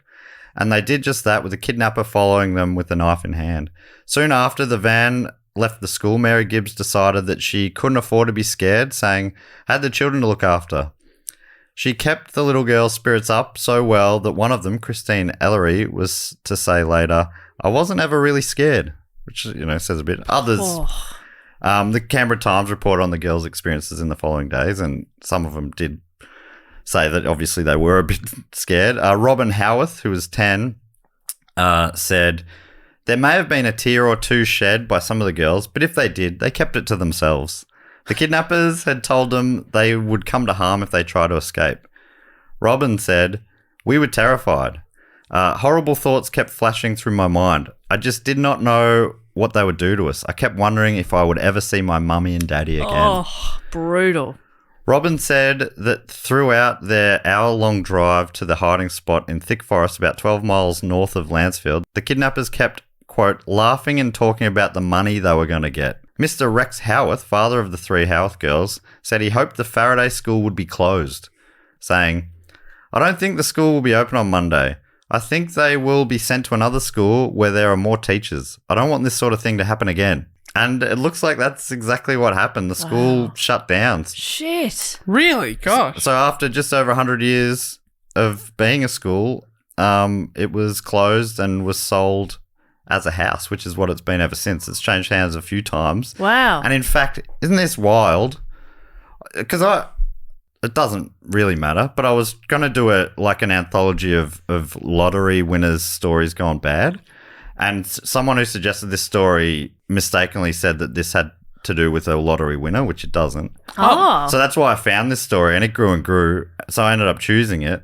But the fact that I did this week was just pure coincidence, because just 3 months ago, the real estate website Domain had an article that read, the site of one of Australia's most notorious high-profile kidnappings is on the market in regional Victoria. It's so funny to frame this as a... Yeah. Yeah. As a selling point. Here's a really opportunity for you. The Faraday Schoolhouse has been listed for sale and is where 6 pupils and their 20-year-old teacher, Mary Gibbs, were abducted by 2 men in 1972. That frightful memory has been long set aside, with one Faraday School Road now a warm and inviting family home. What the fuck? 400 square meters of lovely, lovely bush field area. Buy a piece of history. Harrowing history. A walk-in closet to die for. It also has a couple of... it says that it was sold in 98 for 52 grand, in 2017 for 489,000. Oh, it's a pretty good marker. That's huge. And then, though, obviously it was on sale again, and amazingly it sold just 3 days ago. Wow. Isn't that just a funny Amazing. coincidence? How much? 770. Far out. This is like, it's a place in the middle of nowhere. I did end up speaking to Dad, and he's like, that's a surprising amount. It is very isolated. That's a lot, As yeah. it turned out, Dad was familiar with the story. Yeah, no, he told us already. Oh, sorry. Yeah. Yeah. And he said he put a bid in, but he was outbid. He was I actually going to buy it for me, which was nice. I asked him if it had much of an effect on schools and stuff in Victoria, and he said, not really. It was seen as a freak thing. Right. Because I'm like, was security all of a sudden more of a worry and that sort of stuff? And he's like, not that he can remember. Speaking of cash, 770 cool hard ones. That's a lot. Times 1,000. Minister Thompson ended up going to the grand final that afternoon, and according to Whitaker, he found a lot of people asking him for a loan because it was in the news that he was... Oh, that he had $1 million bucks on him. in the cash. Just that morning, you know.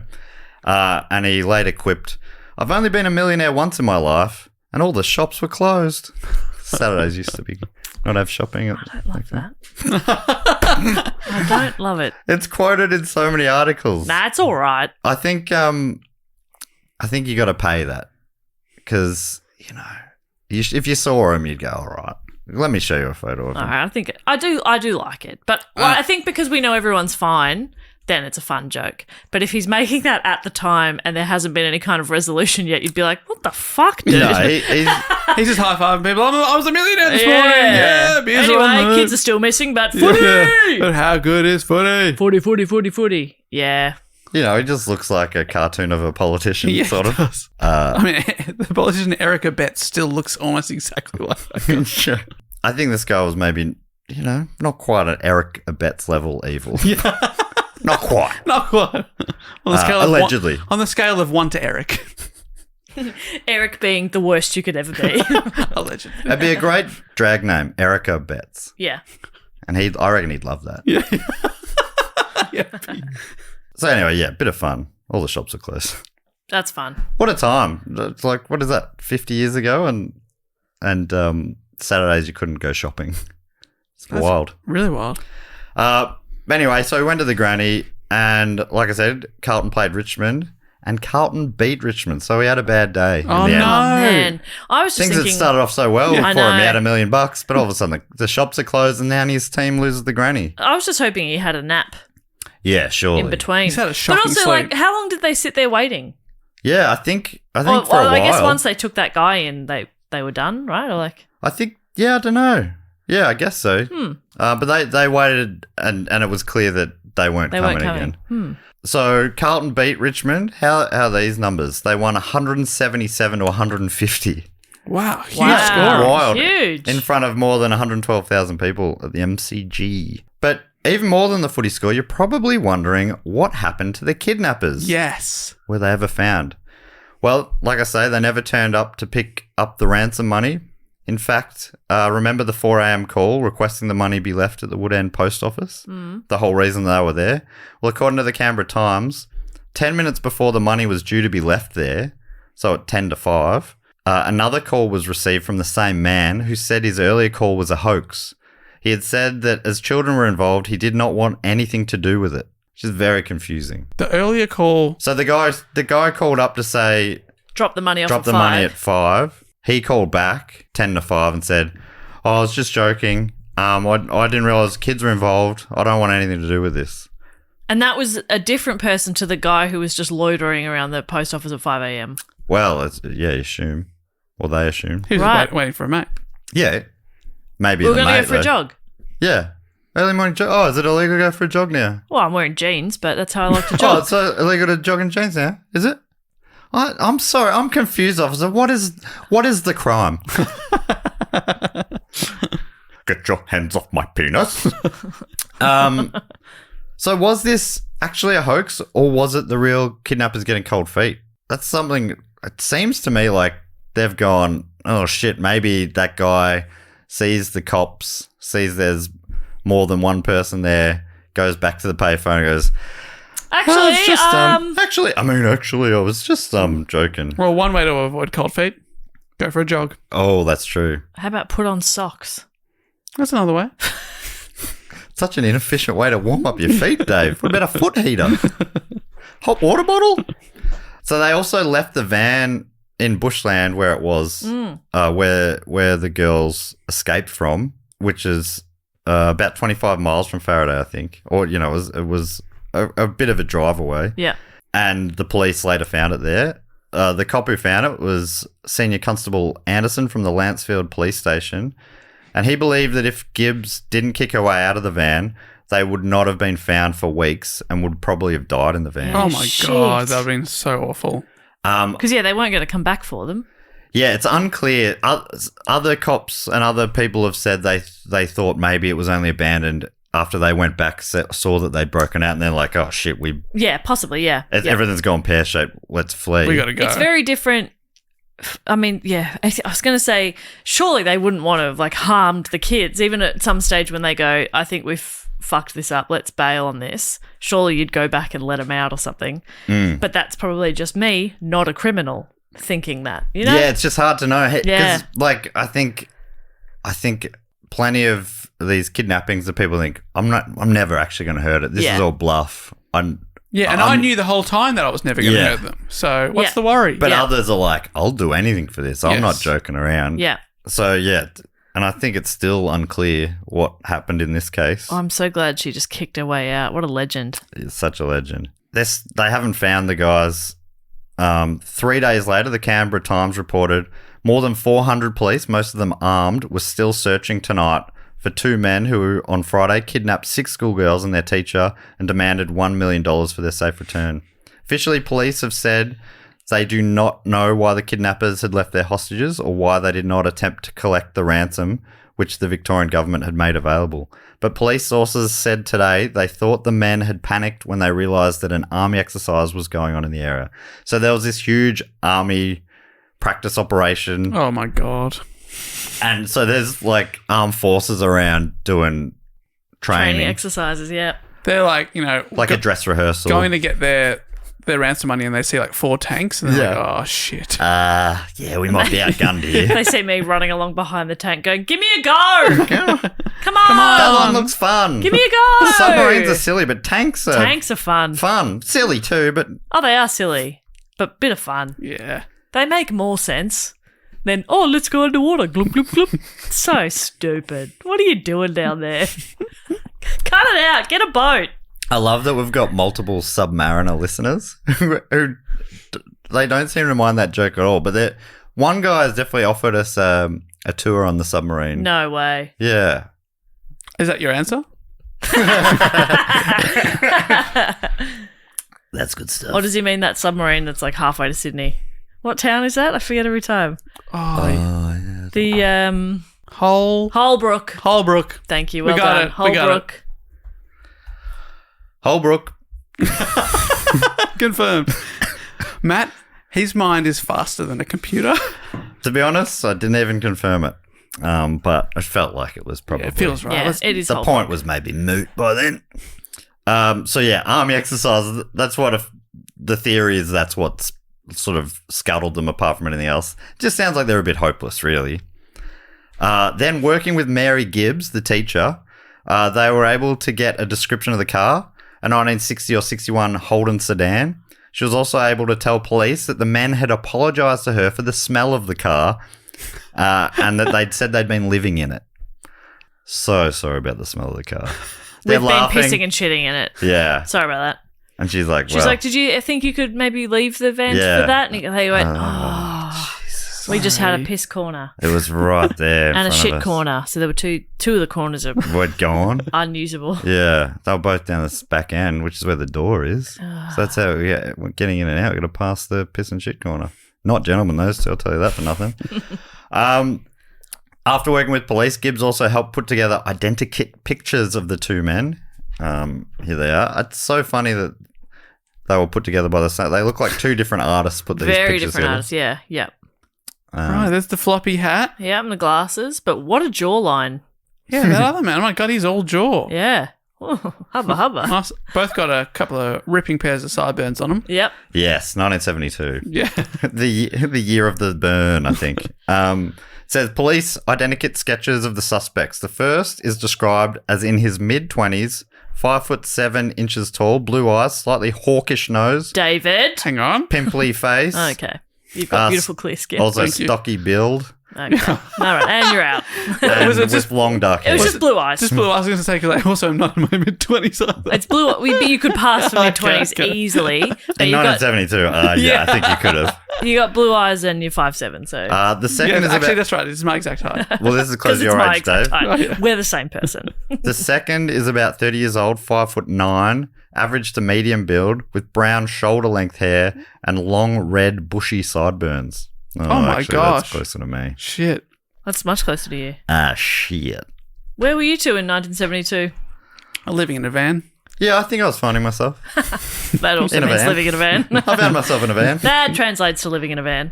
The Victorian Assistant Commissioner of Police, Mr. Miller, who was the Miller who was under the blanket, Oh, Blanket Miller, they called him. said at a press conference at the Russell Street headquarters, everybody can rest assured that the best resources and the most outstanding skills in the force have been committed to this investigation. It is an understatement to say that these men are dangerous and consequently our best investigators are on the case. That same day, The Age published a story saying the red van had been purchased by one of the kidnappers only a week or so before from a car dealer in Brunswick. Oh my gosh. That's where we are. Yeah, Dave had access to Brunswick for sure. Oh my God. You have access to Brunswick. Yeah. Oh my God. It was bought for $285. Dave has access to $285. Oh my God. Dave, could I borrow $285? Well, you could have yesterday. I just bought a van. David. It was a deal. That's incredible. amazing. Unfortunately, though, Dave used a false name and address. I mean, the man used a false name and address. Gave That the name would have as been- Matt Stewart. When they found the dealership, they were like, yes, we got him. Got him. What's his name and address? Smiggle Smoggle from Schmigger Schmugger. They're not even real numbers. Schmigger Schmullerman. What are you saying? And, It's just what's your postcode? Schmezrina. Okay, just write that down. Fantastic. Here's the keys. Good luck. All the best. It would have been, I mean, it's so hard to be a criminal these days. There's so many forms of ID and video, Yeah. kind of fingerprints, CCTV DNA, everywhere. everything. But back then, they're like, what's your name? I guess I'll trust it. Yeah. That sounds right. Nowadays, like, if, You look like a Philip. if there's ever a crime and the police don't have much to go on, I'm always like, how? Yeah, there's stuff everywhere. How? Come on. Every shop has CCTV. What are you talking Can only about? assume incompetence. Yeah. Yes. Or inside job. Oh, yeah. I never think of that. All cops are criminals. ACAC. Was that what they say? That's accurate. Allegedly. Nice. Good save. Look forward to asking AJ to edit that out. I'm afraid of... Are you doing that right now? Oh, AJ, I've got a direct line to you. Edit that out, unless it's funny.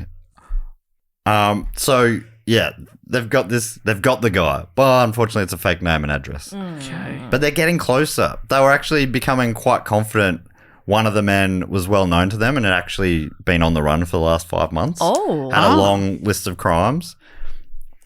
And it didn't take long because only a couple of days later they had their men.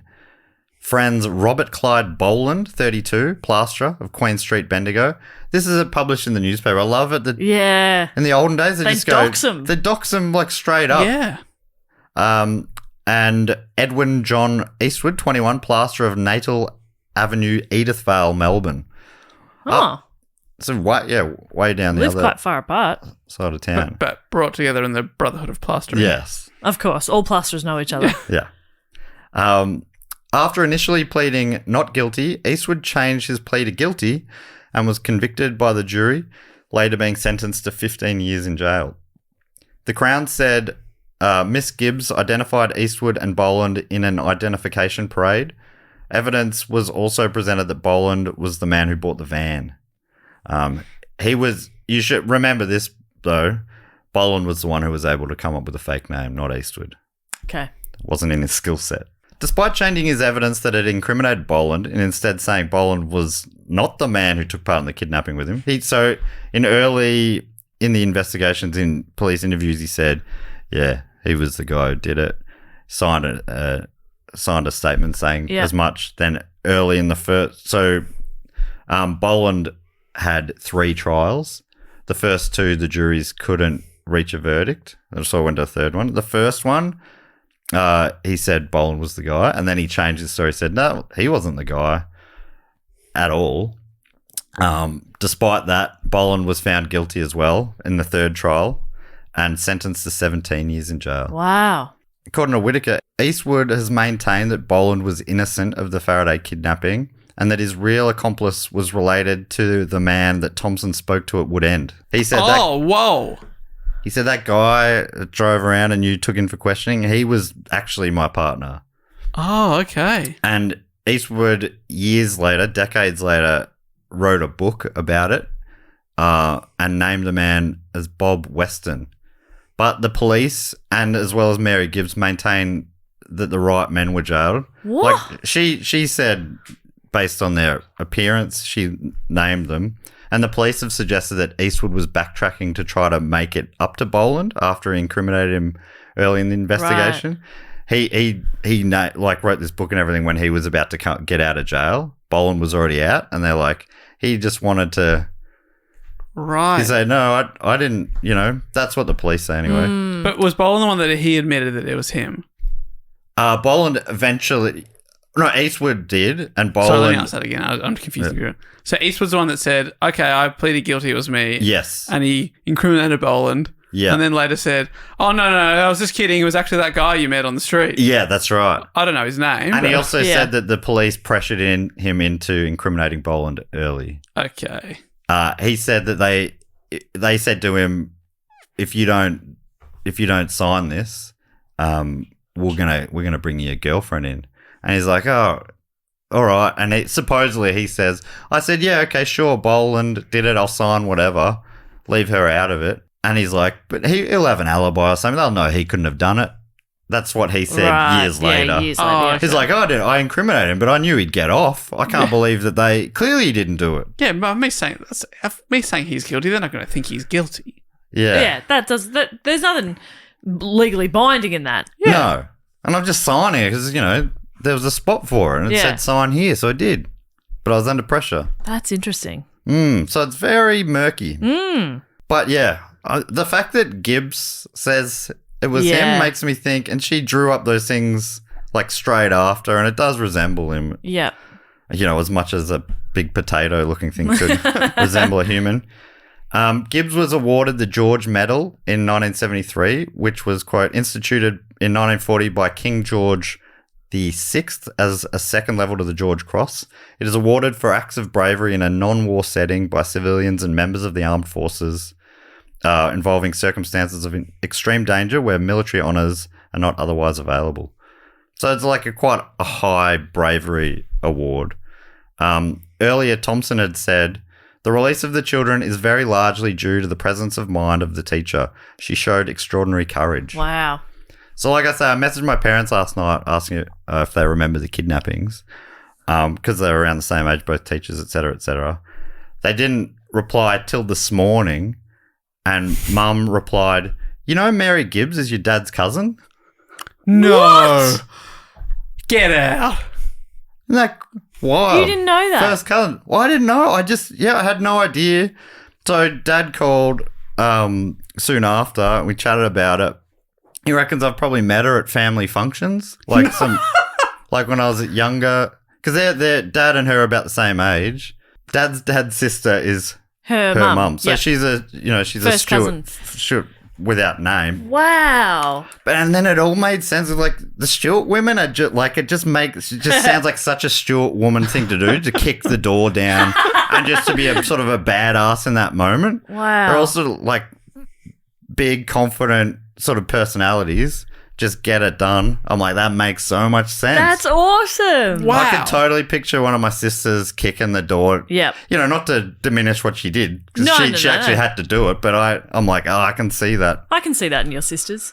Yeah. Wow. Do we know if Mary's still alive? Yeah, she's still alive. So Dad said that they were quite close when they were younger, but, you know, as I guess cousins often do, they sort of drifted apart as they've Yeah. gotten older.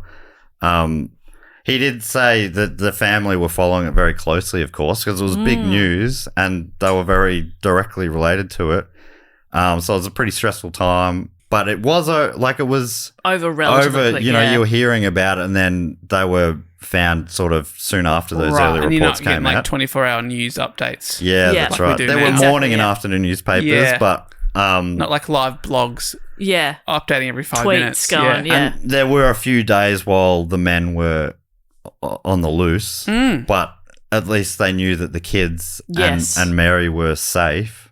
Wow. He did say that, I didn't read this anywhere, but he said that he's pretty sure that the courage she showed and using her legs like that led to like long-term leg injuries, sadly, Oh, which is wow.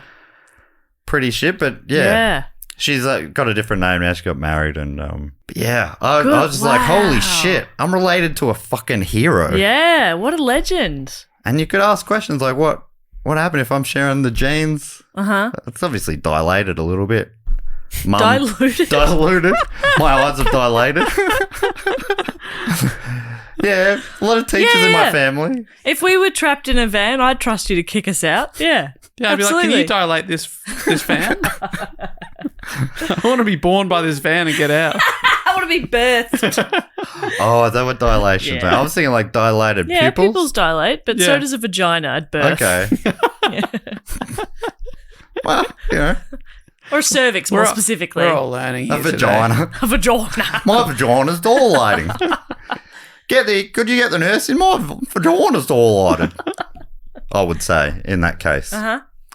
But apparently that would be the wrong terminology, and I'd look quite a fool. You look like a fool. But that is so cool. Wow. Yeah, wow, what a connection. Because I think if I knew the story and looked it up, I would have been like, that's cool. But it was wild to be so involved in the story, being like, what a badass is, Yeah. and then be like, oh, that's it. And I looked it up. What's my dad's cousin? It's because this always confuses the shit out of me. like Apparently, it's your- my first cousin once removed. Yes.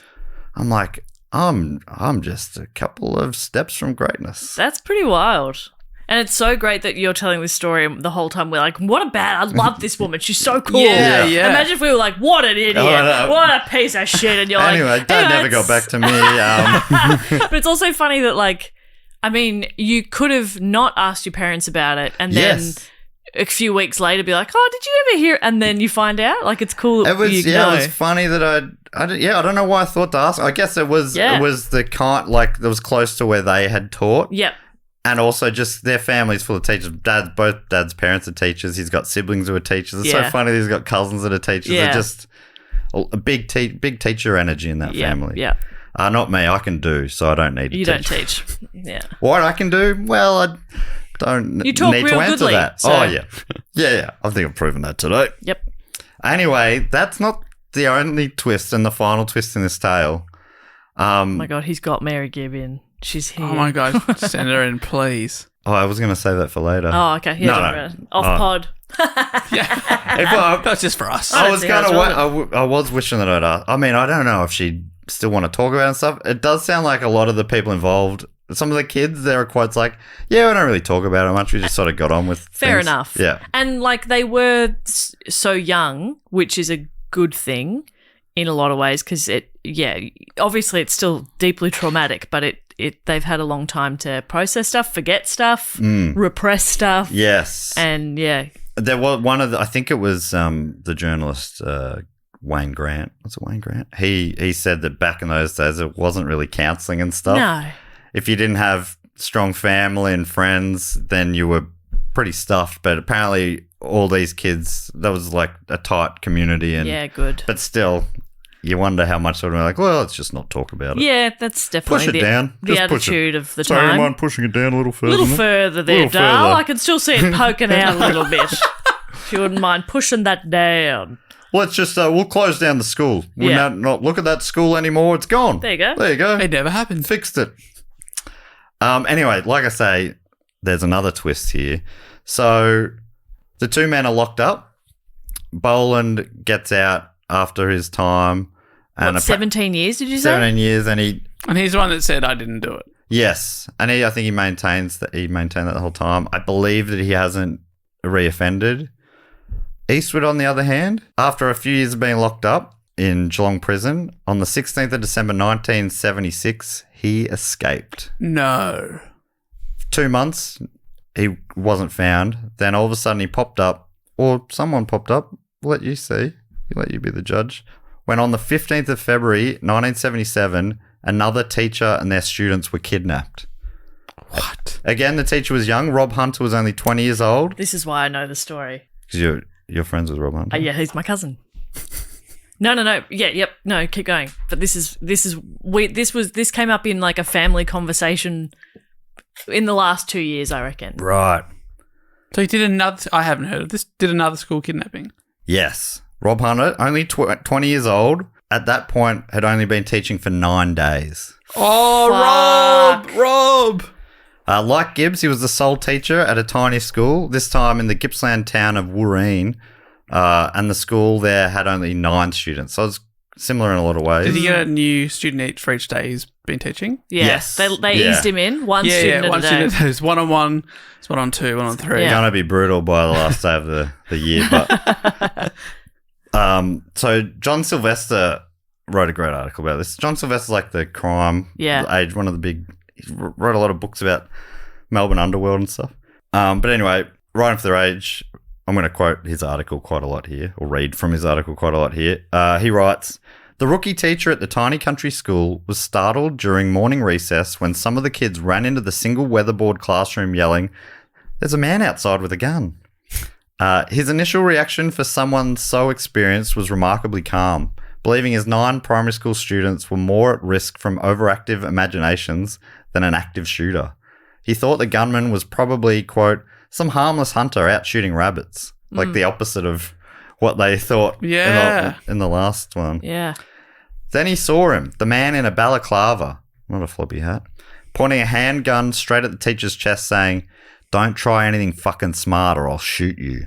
Okay, mate. swering in front of the children. Yeah. Great. Yeah. Mate, the rabbits are outside. I don't know what you're doing in Yeah. here. Yeah. And you know, I'm not a rabbit. I'm not a rabbit. I'm dressed as, it's Easter, I'm dressed as a bunny, but you're that's- confused. It's for something fun for the kids. Yeah. And you know what kids are like? Little parrots. So now they're all going to be going, fuck, fuck, fuck, fuck. You know what I mean? exactly. Yeah, yeah. Don't swear in front of the kids, please. I'll cooperate, but let's watch the language. Yeah, don't swear in front of the parrots either, because Yeah. they're also like parrots. Quack, quack, you know, all day I've got to hear it. Sylvester continues, the man with the revolver was wearing a Collingwood beanie as a balaclava, which is Very offensive. well, it's your people, Jess, isn't it? This says a lot, doesn't it? Collingwood supporters. And this man was, of course, Geelong prison escapee Edward John Eastwood, who was now 26. Can I ask, with the beanie, had he cut eye holes or was it just a beanie over his face? It was an old beanie, so it was quite thin. Yeah, You could see through You it. over there? Where are you? Where? Make Sorry, some I noise. genuinely thought I was aiming at a rabbit. Yeah. I wondered I if thought, geez, this rabbit's big. Lucky days. His nickname was Ted as well, I should say. Edwin. Ted. How'd he get there? No. I would have called him Dick. Hoping it was a simple robbery, Hunter volunteered. I can write a check. How much would you like? Another badass teacher here, just taking it all in his stride. The gunman responded, no, mate, that's not the sort of money I want. I don't want teachers' salary money, I guess is what he's saying. It's a noble profession, thanks. All right, and my dad is Rupert Murdoch, okay? Yeah, you idiot. Fucking idiot. Yeah, I just go by this name to avoid, nepotism and stuff. Exactly. What do you want? But I'll go 100 to million? Daddy for money. I will go to Daddy. I'll go to Daddy in a I'll heartbeat. happily go to Daddy. I was thinking about going to Daddy anyway. I was having a hard day today. I said, Daddy. Daddy, Daddy, I had a bad day, Daddy, Daddy. I've had a bad day. Please get me out of here. And a helicopter arrives. Yeah. Thank you, Daddy. Thank you, Daddy. That'll be all, Daddy. That'll be all, Daddy. Stand down, Daddy. What a character James Murdoch is. Back to Sylvester. Jess, there's a word in here I can't say. Yep. Can I get you to sub in? Yep. Hunter did his best to protect his students from the... Spectacularly. Oh, that's pretty much right. Yeah, the spectacularly inept but equally erratic Eastwood, who seemed... That was a good sentence too. Equally erratic Eastwood.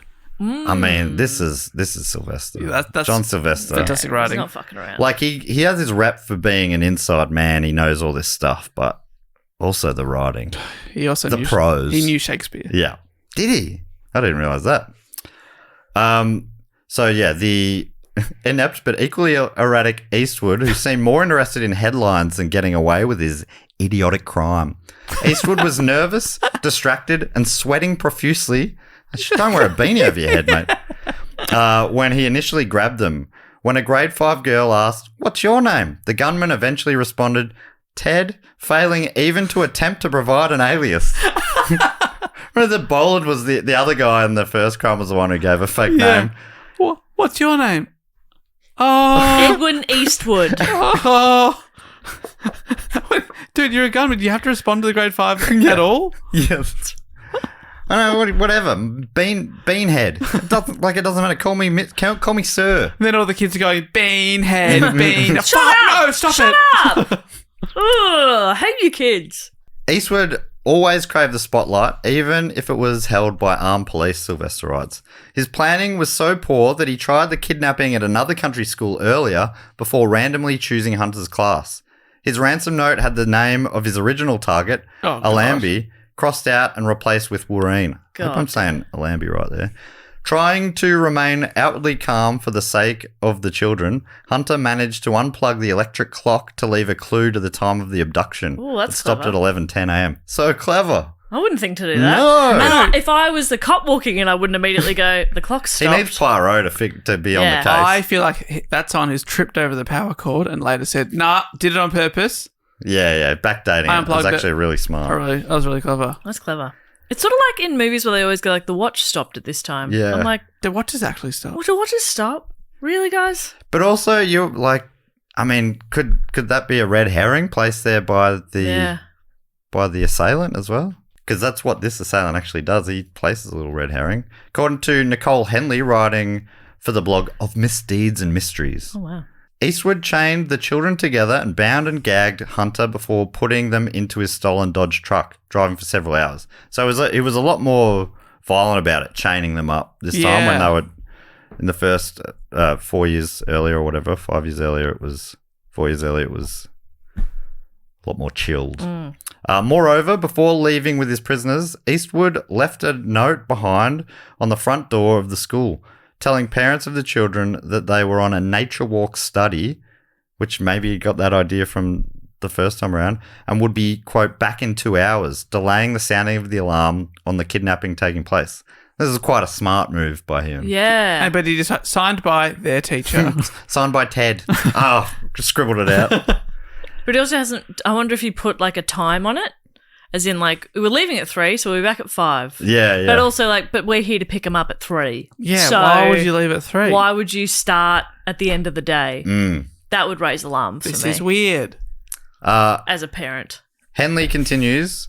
When the children failed to return after a couple of hours passed, the parents informed the police under the belief that their children and their teacher had merely gotten lost on their walk in the Halston bush. Which makes sense. That's what you would be thinking. Yeah. Your mind doesn't go straight to probably being kidnapped by a psycho. By somebody who's escaped from jail recently. Yeah, Yeah. of course not.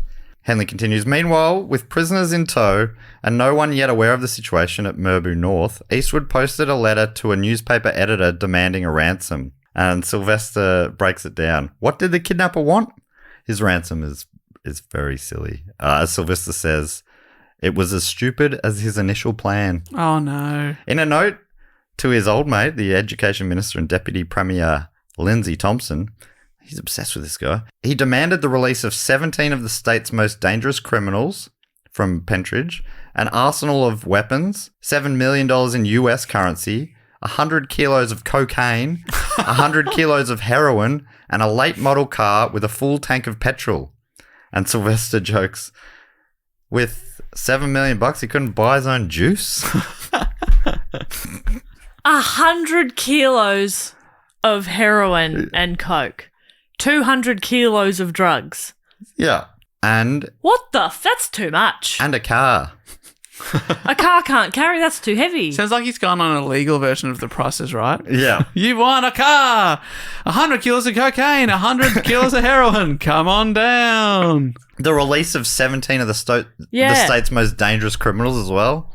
Yeah, it's like, I don't think any of these things. None of that's going to These are happen. all very unlikely, but pick one. Yeah, and even then. And make sure it's the car. Was he I was going thinking, to say heroin. maybe he was thinking of, he's like, I need to come in with a strong position to bargain. I'll say, all right, you can keep the heroin. I'll take half the coke. Like he's got a position to work off then. Yeah. But if he just starts with the thing he desperately needs, then he's fucked if they negotiate with him. We'll give you half a car. Oh, I need a whole car. Unfortunately for Eastwood, his driving was just as bad as his kidnapping skills. Oh, no, mate. This next bit is quite farcical, so enjoy. So he's driving along, 10 hostages, teacher, 9 children, in his Dodge. He's driving a Dodge truck. They're all crammed in. He's stolen a Dodge truck. Did I mention that before? Yeah. So he's crammed them all into the truck when he stacks into a logging truck. When the truckers check in on them to make sure they're okay, Eastwood takes them as hostage. So now he's got 12 hostages. 9 students, 1 teacher, and 2 truckers. And he's getting increasingly frazzled, yelling at them, "Don't try anything fucking smart or I'll blow your heads off," to the truckers. Unfortunately, another truck came by soon after. Fearing that they'd seen something, he flagged them down and took them hostage too. No! So now he has 14 hostages, 9 students, 1 teacher, and 4 truckers. Okay, that's it. Okay. Partridge in a pear tree. Yeah, that's it, I promise. Just kidding. When a combi van pulled up with a couple of road trippers, and he must have been pulling out his hair. Okay, you 2 get in the truck. That's 16 hostages, 9 students, 1 teacher, 4 truckers, and a couple of road trippers. That is so. Soon it's going to be like half of Victoria. Fine, get in the van. Get in the fucking van.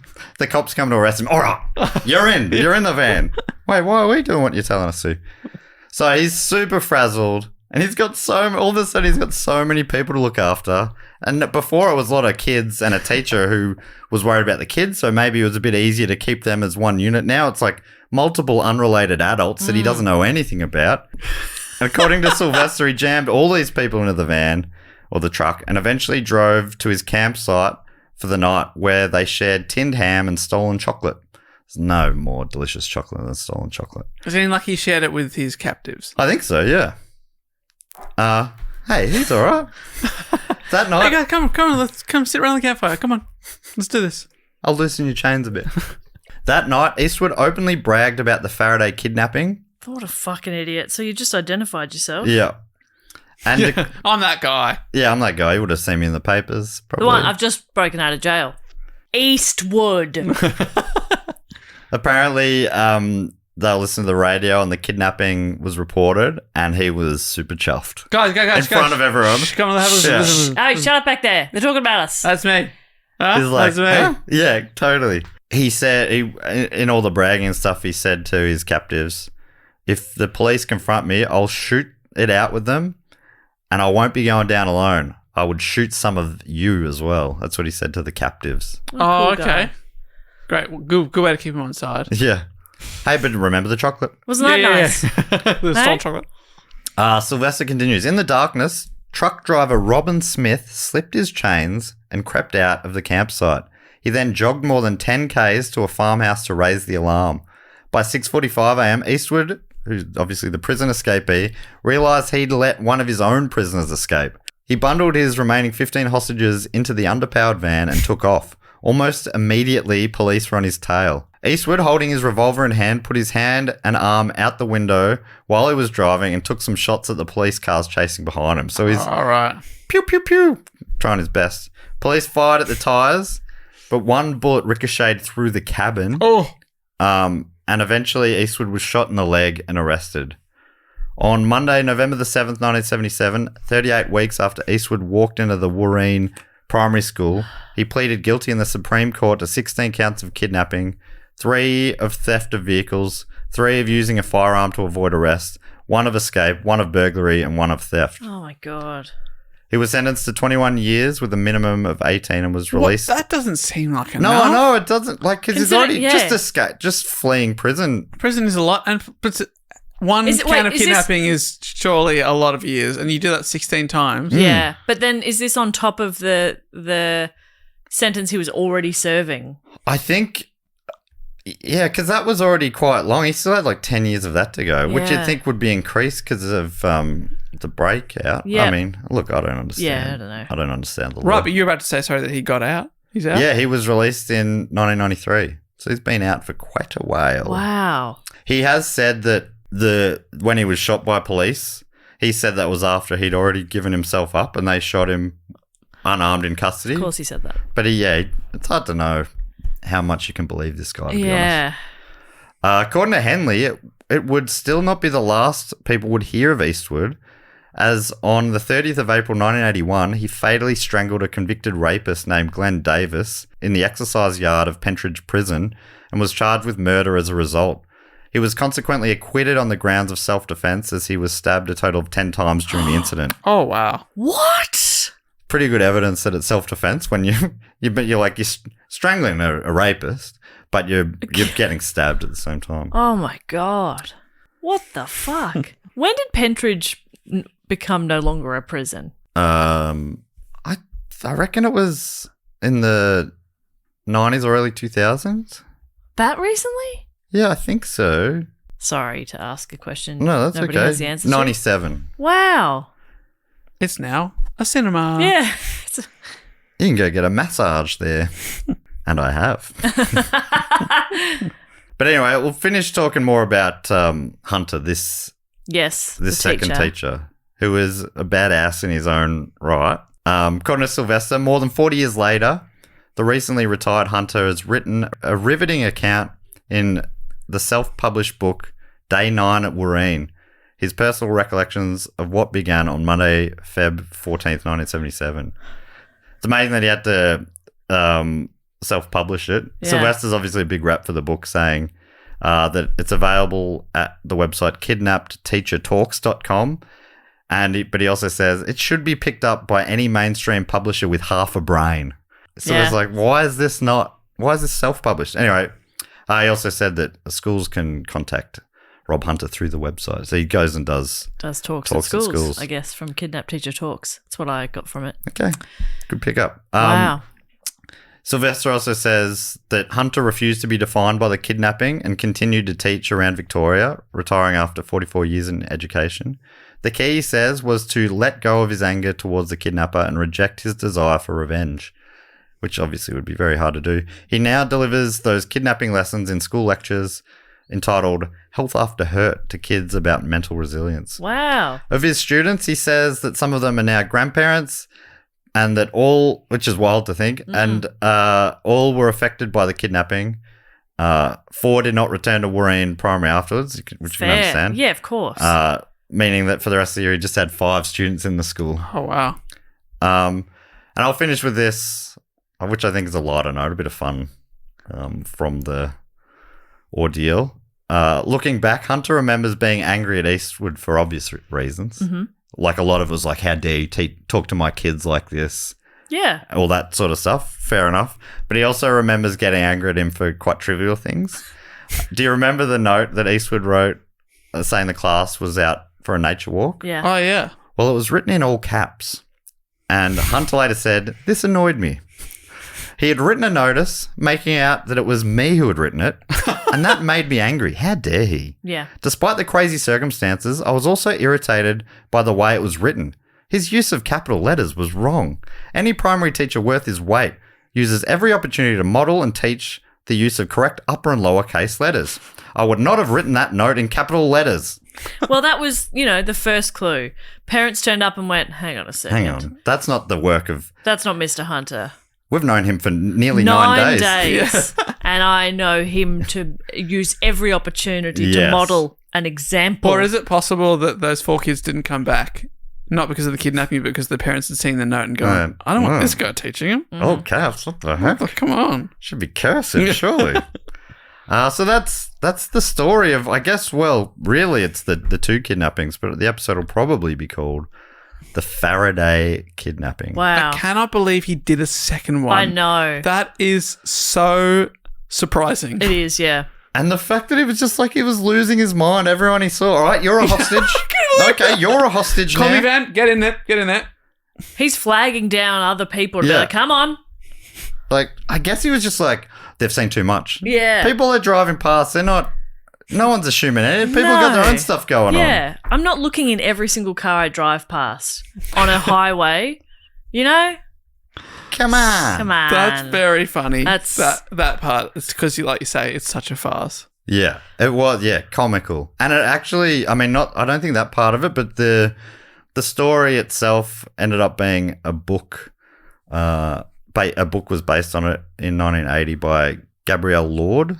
Does that author mean anything to you? Australian writer, Dave? No. Called Fortress, which was turned into a film in 1985 as well. With Rachel Ward playing basically my first cousin. I'm going to start That's talking. pretty cool.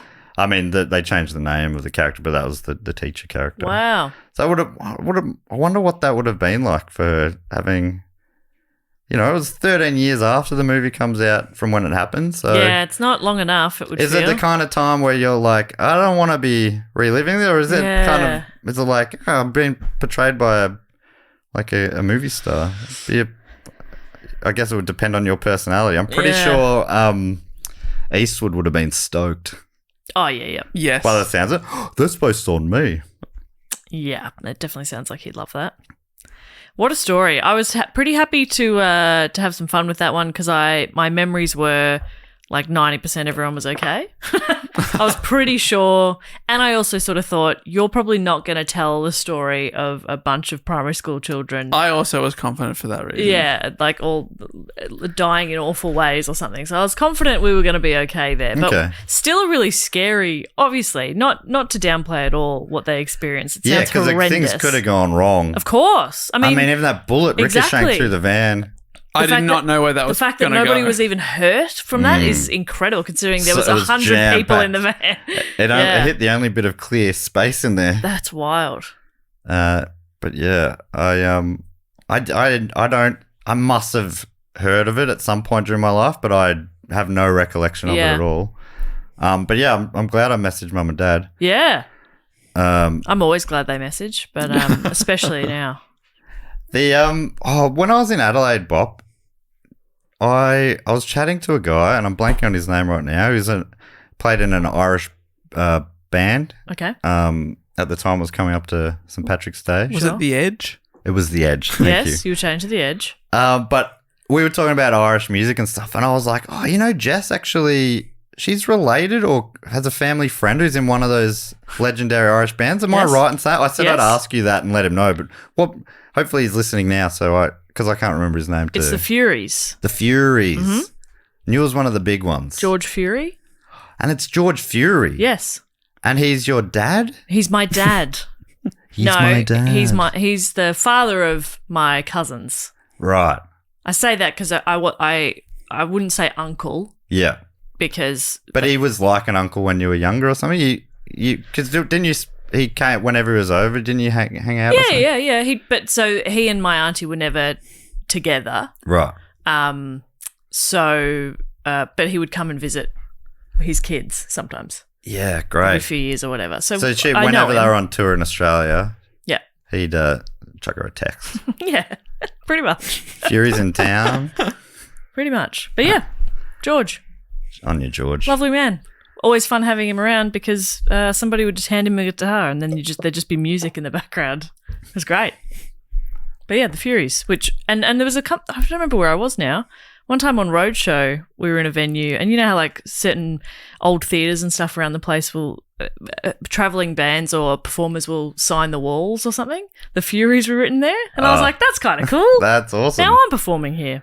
My parents, I'm sure, had a few Furies CDs. Yeah, quite possibly. They were pretty big. I mean, they're probably still are to a relative degree, but our parents' generation would probably know of the Furies. I wish I could remember this guy's name. I want to say Glenn, but I think he was wearing a T-shirt of a musician named Glenn. And you've associated that person with Glenn. We were now. recently talking about famous Glens. Which Glenn? Musician Glenn, like a folk musician Glenn. Glenn Hansard. Glenn He was wearing a Glenn Hansard T-shirt. Why can I remember that? Yeah. Anyway, my brain's Well, not helpful hopefully sometimes. that guy's listening Well, and Glenn, knows of the Furies. Glenn Hansard is an Irish singer-songwriter. Ah. Was it Glenn? Could have been Glenn. Wearing their own Oh my T-shirt God. asking about the Furies. His name was a name that was spelt with one less letter than normal. Maybe it was Jeff with one F. Oh, interesting. Something like that. Anyway, Okay. time to move on. Yeah. So sorry that I can't remember your name. Sorry to you, Jeff, with one F. Well, that brings us to everyone's favourite section of the show where we thank some of our great Patreon supporters. If you want to get involved, go to patreon.com/dogoonpod. And there's a bunch of things there, Dave, that people can get involved in. Is that correct? Am I saying that right? Absolutely. You are saying all these things correctly. You go to patreon.com/dogoonpod, like you say, and you can get access to 3, soon to be 4 bonus episodes every single month, as well as access to the back catalogue of 200 plus bonuses. Be in the Facebook group, know about live shows before anyone else, get discount, sales, vote for topics, vote for 2 out of 3 of the reports. We go through little cycles where we sometimes... This was a free choice, was it for you, Matt? Was a free choice. For Jess and I, our topics are currently being voted on, and sometimes it's so close that even 1 or 2 votes can really sway what we're going to talk about. Absolutely. So yeah, lots of stuff. Yeah. Did you say ad-free episodes? That's a new thing. Sorry, it's so new even for us that I've forgotten. Ad-free episodes are now available on our Patreon. So if you're finding the ads a bit annoying, well, chuck in a couple of bucks and you get to support the show in a different way and not have to listen to the ads. And yeah, the first thing we like to do, based on the level you're on, there's all sorts of other shout-out things. If you're on the Sydney Scheinberg level or above, you get to be in the fact or quote question section, which is this section, which actually has a jingle, goes something like this. Fact, quote, or question. Huh, he always remembers the ding. Huh, she always remembers the thing. And the way this works is people on that level or above get to give me a fact, quote, or a question or a bribe. Or bribe. Or a bribe. We'll take a bribe. Absolutely, we'll take a bribe. I meant brag. Yeah, I'm brag off yeah, suggestion. but you I'm have- bribable. But you have to be at this level in the Patreon to give us a bribe, okay? Yeah. Which is, yeah. Wait your turn for a bribe. Yeah. Matt will get to you in time. Okay. Yeah. We'll call out your name Exactly. and then you bribe us. There's a process for the bribing, but we are Please very open respect to it. the process. So I read out 4 each week, and yeah, it could be a bribe. We haven't had one of those yet, but fact, quote, or question, brag, suggestion, joke, all sorts of things. Recipes we had in the past. I've had everything. It's great. I don't read them out till I read them out, and that's just me explaining why I'm about to mispronounce words and maybe read something crook out because I haven't, what do you call it? Feted it. Feted it. Has not been vetted or feted. No, feted. Um, Greek or Danish? And the first one comes from Susie Darrow, aka Senior Dog Breed Identifier. Oh, great skill. That is great. skill. Because I'm always one in the park going, what kind of dog's that? Yes. I know, you know, the big ones, the basic bitch ones. I know. You get what, your Labradors, I your know a Bulldogs. lab. I know the difference between a lab and a golden retriever, let me tell you. That's great. I can pick them apart. But apart from that, I don't know dogs. Right, but you're like, is that an Akita? What is that? What is that? What are you? Well, it's so good to have Susie on board. Yeah, perfect. We need you. Because it's embarrassing to have a stab and not know. Yeah. Yeah. Do you know what I replay in my head all the time? Is one time I was walking my dog, who was a French bulldog, in the park, and this older woman, was walking along with a Boston Terrier. Now, Boston Terriers and Frenchies look fairly similar, but there's very clear differences, and I Sure. know the differences. And what I said to the little dog was, "Look at you," and she thought I said, "Looks like you," to my dog, and then she looked at me like I was a fucking idiot, and really rudely went, "It's a Boston Terrier," and I went, Oh, I know, They look quite similar. yeah, but I knew the difference, and it's not crazy if somebody did get them mixed up. You're right, they do look very similar. Yeah, But I was talking to her dog and said, "Look at you." I and misinterpreted completely. I thought a third thing where you'd seen the dog and looked at her and said, "Looks like you." because that is a common thing that the dogs look like they're. like their owners. Yeah. Oh, looks Hence like mine. I you. don't know, are you familiar with these two dogs? It's one of Boston Terrier ones that Yeah. Yeah. they are so similar. Okay, So similar. then they've made that purposely. Show him again. So the difference is that Frenchie's ears are round and Boston's are pointy. Okay. And if you could actually, if they were standing up, you'd see that they're very different in the back end of the dog. Oh, Okay. okay. Boston's sort of have longer, skinnier little legs. Why are you looking at my dog's rump? I'm trying to figure out the breed. I just found I've got another Boston Terrier photo here, and Jess, your dog is much hotter than that dog. That's an ugly dog. But also, that looks like you. It kind of does. It does not. Is that a better representation? They're so cute. Still, to me, look very similar. Yeah, they're very similar looking dogs. I think I might have dog face blindness. No, that's purposefully confusing. But anyway, so okay, we've got Susie. We have not got far into this. I know, have we? sorry. Susie's on board too. Susie, I think about that woman all the time because she was quite rude, and I'm like, if you've got a dog, you have to be ready for some of the dog chat. Oh, that's my mum saying. Oh, is it a West Highland Terrier? I think she said. No, Cairn Terrier. There's lots of different terriers. Yes. From the UK. Too many terriers. Cairn Terrier, and the lady goes, Norwich Terrier, which is a very, very specific Honestly, shut the subcategory. fuck up. that's so funny. Shut but anyway, the fuck up. we're not going to fall for that trap anymore because we've got Sacramento Suze on board, which is what Alexi dubbed her on an episode of Who Knew It. Great. She's written a few great questions on Who Knew It. I think you were on that episode maybe, Dave. Yes, I remember. Sacramento Suze. Love it. Anyway, Sacramento Suze, aka senior dog breed identifier, has a question. Great. Hi, mates. I have a question for Jess, so I hope this gets read while she's on. Oh, sorry, Sacramento Suze. I'm off. She's not on today. I am not on today. I have to know, what brand is that cute bright blue and white floral short sleeve button down you wore to record the first episodes when Dave returned from paternity leave? Oh my god. Oh, because it was on a clip. Do you remember? I bought it in Cairns. In like a surf shop. Mhm. And I'm not gatekeeping on purpose. I just don't remember what it was. It might have been a surf, dive, and ski. Right, because you're not wearing it right now. I'm not wearing it now. Don't have the tag. Otherwise, I'd be, you better believe I'd be checking that tag. Let me have a look. Let me have a look at that. Oh, Was it Nala? You know, or when something? old people seem to have that, they've got that feeling that they've got the right to check the To back grab of a the tag. Yes, yeah. yeah. I think I'm getting towards the age. You're old enough. You're old enough for tag. For tag grabbing? Tag rights. That's a tag grabber. That feels like a Curb episode. Yeah, yeah. Wait, what What are you, a tag grabber? are you, tag grab? You can't tag grab. I was tag grabbed. I was tag grabbed. You can't believe it. Walking down the strip, I got tag grabbed. I'm too old to be tag grabbed. This is fun. While I just have a look, you guys are just having a grabbing. meltdown over there. Should we still talk about tag grabbing a bit longer? How long is this going to take? I reckon well, it no, was- there's more to the Okay, question. great. Go for to it. hopefully help jog your memory, the pod posted a clip on Instagram of Yes. you wearing it during the amazing story, the amazing Matt fart story. Oh, Incredible Doesn't story. that sound? That sounds like I'm a magician.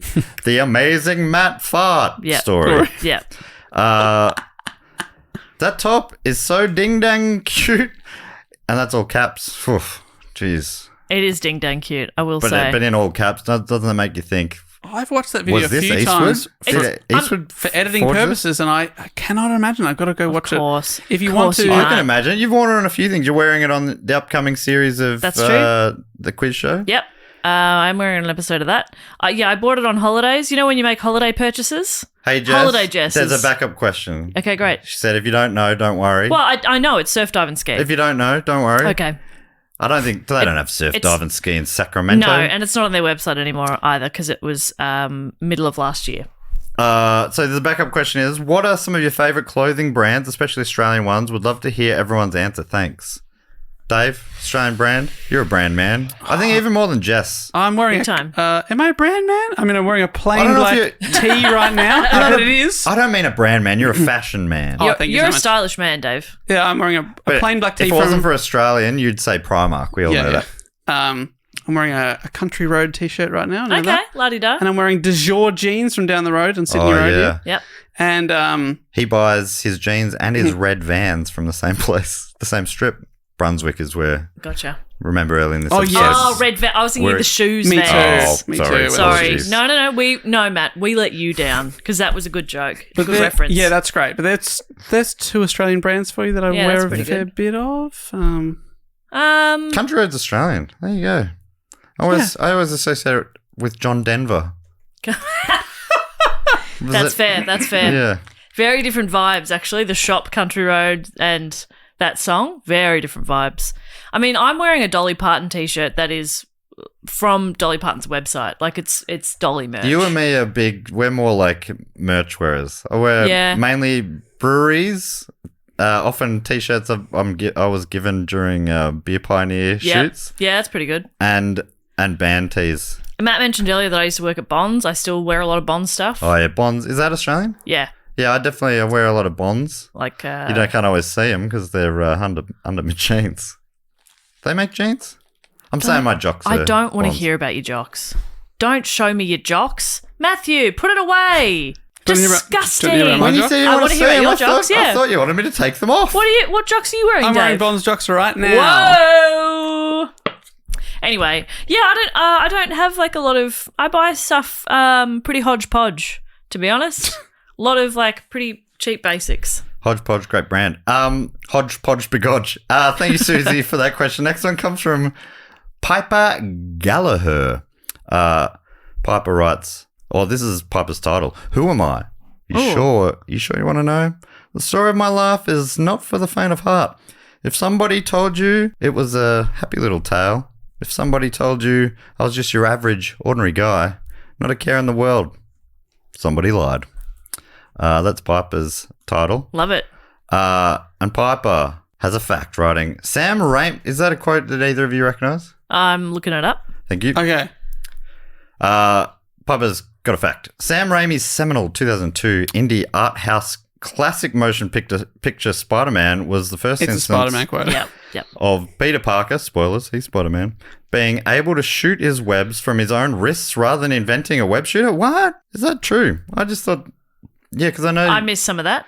So it's one of the first instances where he actually he was able to shoot from his wrist. Well, have you seen it in the Marvel Cinematic Universe where spoiler alert, all the Peter Parkers are together? Yeah, and they have different, and they're like, you can do it. Yeah, they're really that amazed was, by him being able to do it. I think that was, right. I thought it was more the joke was that they sucked, but it was that they were normal and he was. I mean, what is normal? But yeah, they were like, we have not to shooting webs out of your wrist, Jess. we have to make it little cartridges, but he can just go whip, whip, and that's pretty cool. That's pretty cool. This is a great fact. I didn't know that. This was adopted by the comics at the time, but it is quite a rare sight to see most Spider-Man media to this day. P.S. My fuck-off long title is the opening line to Sam Raimi's seminal 2002 indie art house classic motion picture Spider-Man. I've not seen it, but I didn't know it was an indie art house film. Yeah. That's cool. It's got a cult following now, but it's pretty underground. It's the main reason why I haven't seen it, because it just feels like it's a bit of an intimidating watch. I watched all of the Spider-Man movies in the space of a week, I think. Yeah. Did you get it, though? It freaking ruled. Really? Yeah, we loved it. That makes sense. We were away on a weekend away and we just watched Spider-Man the whole time in front of the fire. It was very nice. I would say you're very media literate, though. Yes, absolutely. I wouldn't say that. That probably comes from you having a degree in media. That's And true. literacy. Okay, wow. Actually, I do too. I did- Well, I no, mined- media and literature. Yeah. So that's different. That's why I wouldn't understand it. Literacy, very Yeah. different. Yeah. Ironic there that I misunderstood those two words. Thank you so much, Piper. Piper. That was fantastic. I loved it. That was a joy. I loved how you wrote it. Journey. Very fun, very funny. Journey. Journey. I thought we were also saying a J word to describe that experience. Journey. Journey. Next one comes from Cam, care of Rupert the dog. And Cam's title is Foreigner Brewery Rep. Foreigner Brewery An Rep. important job. And it's a recommendation. Fantastic. Oh, Matt. I was hoping it was just their actual job title. It'd be great if it was just like, accounts receivable, Yeah. sub-manager. Foreign accounts receivable. Matt, also Jess and Dave. Dave, I assume you're back from wherever you've been by now, safe and sound. I sure am. is. Thank you so much for assuming. Matt, though you're a beer guy, lots of exclamation marks. This guy writes like I write. Yeah. Not like how I talk, though, so it's hard to do this out loud. Yeah. Matt, you're a beer guy. I have a huge recommendation for a brewery that doesn't get enough love here in sunny Brunswick. Oh. It's called Foreigner Brewery. I've never heard of it. I think I talked to you about it once at Max Watts. That's right, it did ring a bell. Yes. Everything that happens at Max Watts is always remembered. I remember that night, Cam. I think I pushed my cheek up against yours to take some selfies, and I'm sorry. That feels right. That sounds In like the heart of COVID, you don't do that. Anyway, I shouldn't have said that on the record. Look it up and come along. There's a regular Great Dane named Rupert that may have recently asked a FQ and Q himself. Oh, I did not picture Rupert as being a Great Dane. Me either. I thought Rupert was the name of a smaller dog. I was imagining a cavoodle. There you go. So that's exciting. Rupert. Maybe I was thinking because of Rupert the bear, but Rupert the bear would be a big dog. Anyway, thank you, Cam. Great tip. Have either of you heard of it? Mustn't be far from here. No. No, I don't know it. But I'm not a beer guy, so I might not have heard of it. Well, I mean, it shows you how much of a beer guy I am. You're a disgrace. Yes. Dave, you're all right. Thank you. So many of my favourite breweries are doing it so tough at the moment because of coming out of COVID, and the ATO is just after them all. They let them easy through COVID on some of the tax requirements. Yeah. But now they're asking for all of it basically together. Get fucked. So a bunch of them are going into voluntary administration to try to get through it, including like Deeds and Big Shed in Adelaide, Bad Shepherd, all like a bunch of my favorite breweries. I think they're all getting through it, and it makes no sense. The ATO is apparently for one of them, they were like, you owe us a chunk of money, and they're like, let's get a payment plan going. What about pay it off over 2 or 3 years? And they came back and said 7 days.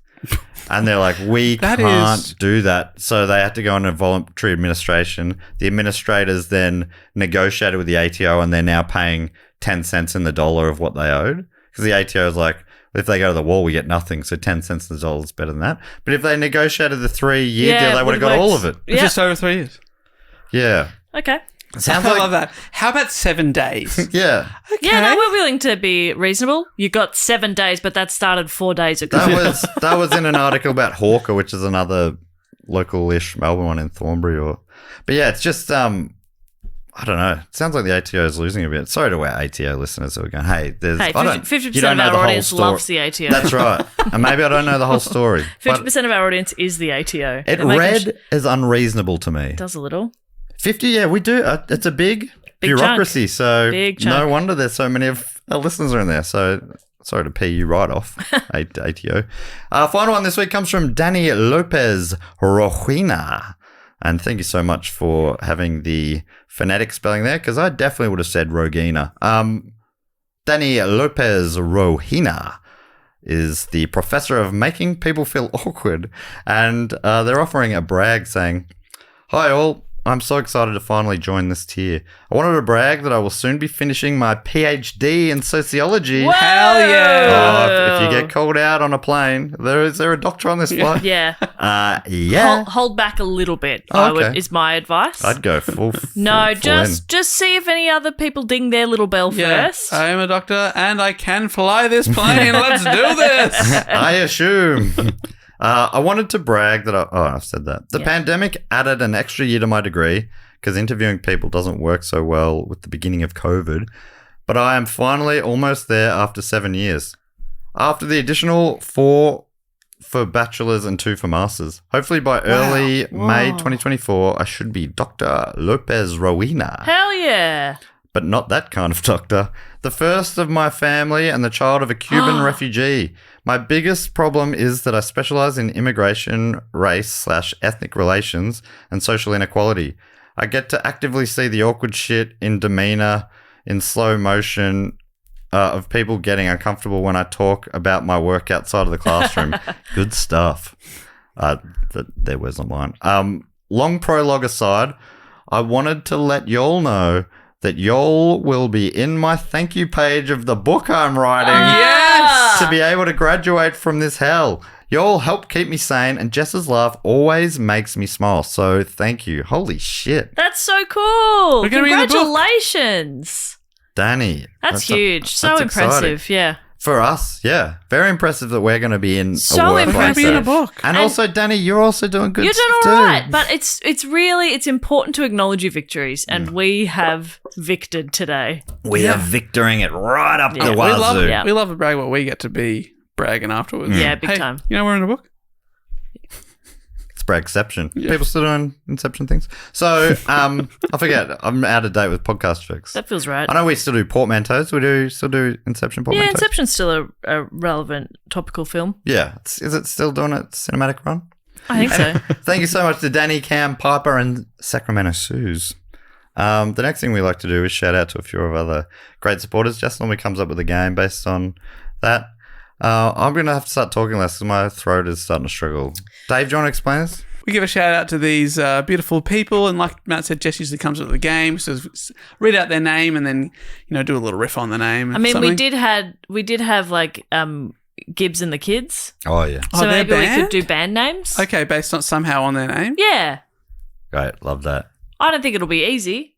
I reckon you'll make it look easy. I don't though. think it'll be fun. I think this is going to be like a duck. You're going to look calm, Yes, but frantically swinging your little legs around underneath the surface. that's me all of the time. You are like a duck. I am a duck. Yeah, you happy to do that? Yeah, hey, let's give an example now by me kicking things off. How about this? Sure, go for it. I would like to thank from Newton in MA. What is this, Massachusetts? We get this every single time. Everything's, Yeah. I think it is. It is, because last time I was like, oh, it's Maryland, and then we looked it up and it was Massachusetts. Oh, yeah, and Maryland's MD. Yeah. Newton is in Massachusetts. Just go with our gut. We're great. We know everything. We're in And a book. We know we know one thing, and that's we love Eric Romo. Ooh. Romo, no FOMO. Love it. That's good. Romo no FOMO. Is Yeah. it Eric Romo and the Romo no FOMos? Oh. Oh, that's too clunky. I like Romo no FOMO. Okay, sorry. I Yeah. was just trying to establish what Alternative when in Romo. Oof. He's on fire this is. today. Yeah, my God. Are you using a band name generator? That's not fair. That's what I call my brain. No, I'm kidding, Dave. Yours is very good as well. No, it wasn't as good as But that. Eric can choose. Yeah, exactly. We've honestly given too many options there. You're the front man. I'd like to thank from Heathmont here in Victoria. I know I'm saying that correctly. Melanie Pearson. Melanie Pearson. Pearson. Okay, I was going to say Pearson the Veil because of Oh. Pierce the Veil. That's great. Yeah, about- but it already exists. Okay. That's where my brain That could be a went. cover band. Oh, What about- that's good. Oh, okay. No, go Tribute on. act. Go on. Something like Melanie Pearson Brosnan or something like Oh, that. yeah. Little pun on Pierce Oh. Brosnan. Pearson in the wind. Pearson in the wind. Okay. Yeah, I like that. That's the strongest. You don't want to do that. That's. I think there's no surer sign that you're an anarchist than if you're pissing in the wind. Yeah. Well, the wind blows right back at you. You got piss all over you. You got Pierce all over you. Everyone's messy. I would also like to thank from Staples, what I assume is Minnesota now, but I'm questioning everything. Maine is another option. No. MN is Dave's Minnesota. Dave's Thank always right goodness. straight up. Yeah. Staples, Never dare, Minnesota. A big shout out to Zachary Jones. Oh, Zachary Jones is already pretty good, isn't it? Jonesying for a Yeah. Zach. Jonesing for a Zach. So, no bad ideas. What Well, about- let's see what else we can come up Jonesing for with for a snack. Oh yeah. a Zach is the snack. Yeah, that's right. Or is there anything on Zachary? Probably not. Zach. Yeah. Zach- Zach attack. Zach Attack.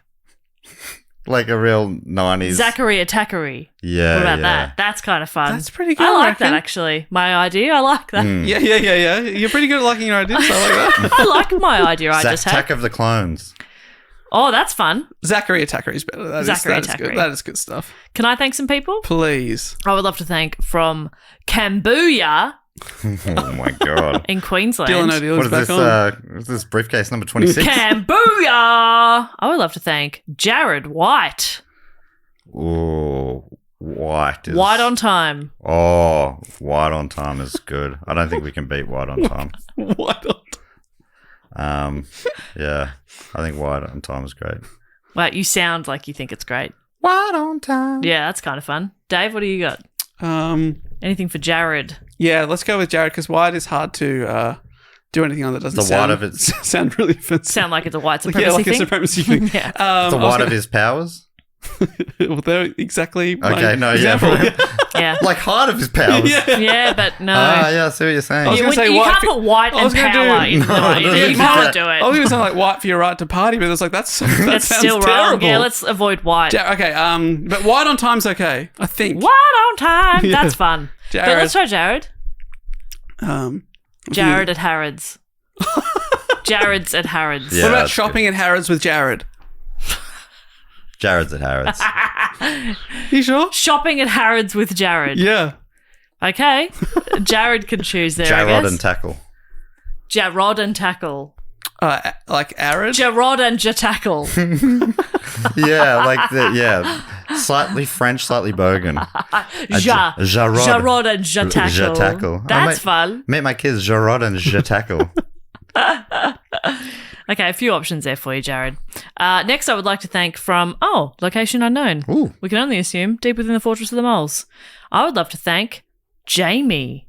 Jamie. Couldn't know his email. Maybe surname with a D. Maybe. Jamie. It's Jamu or Jamie. It's not Jamu, it's Jamie. That's fun. Dave hates I it. don't think I understand that. It's not you, it's me. Oh, okay. It's not. Look at the Seinfeld thing. And just a thing that is often referenced. Yeah, I think it's Zeitgeist. Yeah, it's in the zeitgeist And then still. you could just shorten that as Jamu. Jamu. Yeah, that's fun. And they have it People like say, their merch has cows on it. Yeah, Jamie, where'd that come from? Well, it's not Jamu, it's Jamie. I'm Jamie. I'm Jamie. And they say, this interview is over. And they say, it's Thank a you no for your from time. me. Goodbye. Thank you, Jamie. And I would finally like to thank, again, from address unknown, so we can only assume deep within the Fortress of the Moles, George Beresford. Beresford. Oh. George Beresford's Day Off, something like that. Okay, yes. Ferris Bueller, something in there. Is there? Beres is Ferris. Yeah. Good, If you say it like yes. Beresford. Beresford, Day Off. Yeah, okay, yeah, I like that. George Beresford's. He's wearing like the outfit on the The CD Adventures of George Beresford Fairlane, which is a Andrew Dice Clay movie, which I'm sure holds up really well. None of that has meant anything to me. Well, Ford Fairlane's a kind of car. Oh, yes, okay. What about George? Surely we can do something with George. Yeah. What about Boy George? Nobody's ever done that Ooh. before. Okay, what about George Boy? You know, sometimes there's like Mackwood Fleet and people make pun names. Yeah, yeah. George, B-O-I. yeah, George Boy. Boy? George Boy. Or or what about American style? Works better here. Boy, you know, they say boy instead of boy. Oh, say George Bowie. Bowie. They say Bowie Bowie. George. it would Bowie be. George. Bowie That's George. Bowie George. We got That's it. good. We got it. That's good. Because in an Australian accent, or I think English, it would be like Boy George. Yeah. So Boy that George. still works. But to But Americans, even it would better be in America. Boy George. Bowie George. Bowie George. Please welcome Bowie George. That- I was saying Bowie George. That rules. That's great. Matt, do you I'll wanna bring us it home? home. Oh my god, from Zurich. Whoa. Which is CH? It's Switzerland, right? Zurich. Yes, it is. Yeah, And CH is yeah, Switzerland. because Swiss francs are CHF, and that's all related, I guess. Yeah, it must be spelt. Where do they say Switzerland? Anyway, while you're looking that up, I'm sure. I'd love to thank Patrick Schmid. The Schmid Night Hour. Yes. The Schmidnight Hour? How dare you? That was so good. Gonna wait till the Schmid Night Hour. Love it. I have no notes. Dave, Next. you happy with Schmid Night Hour? Yes. Thank you so much. Did you figure out why what's Previously, they had something to do with Confederatio Helvetica. That's where the CH comes from. right?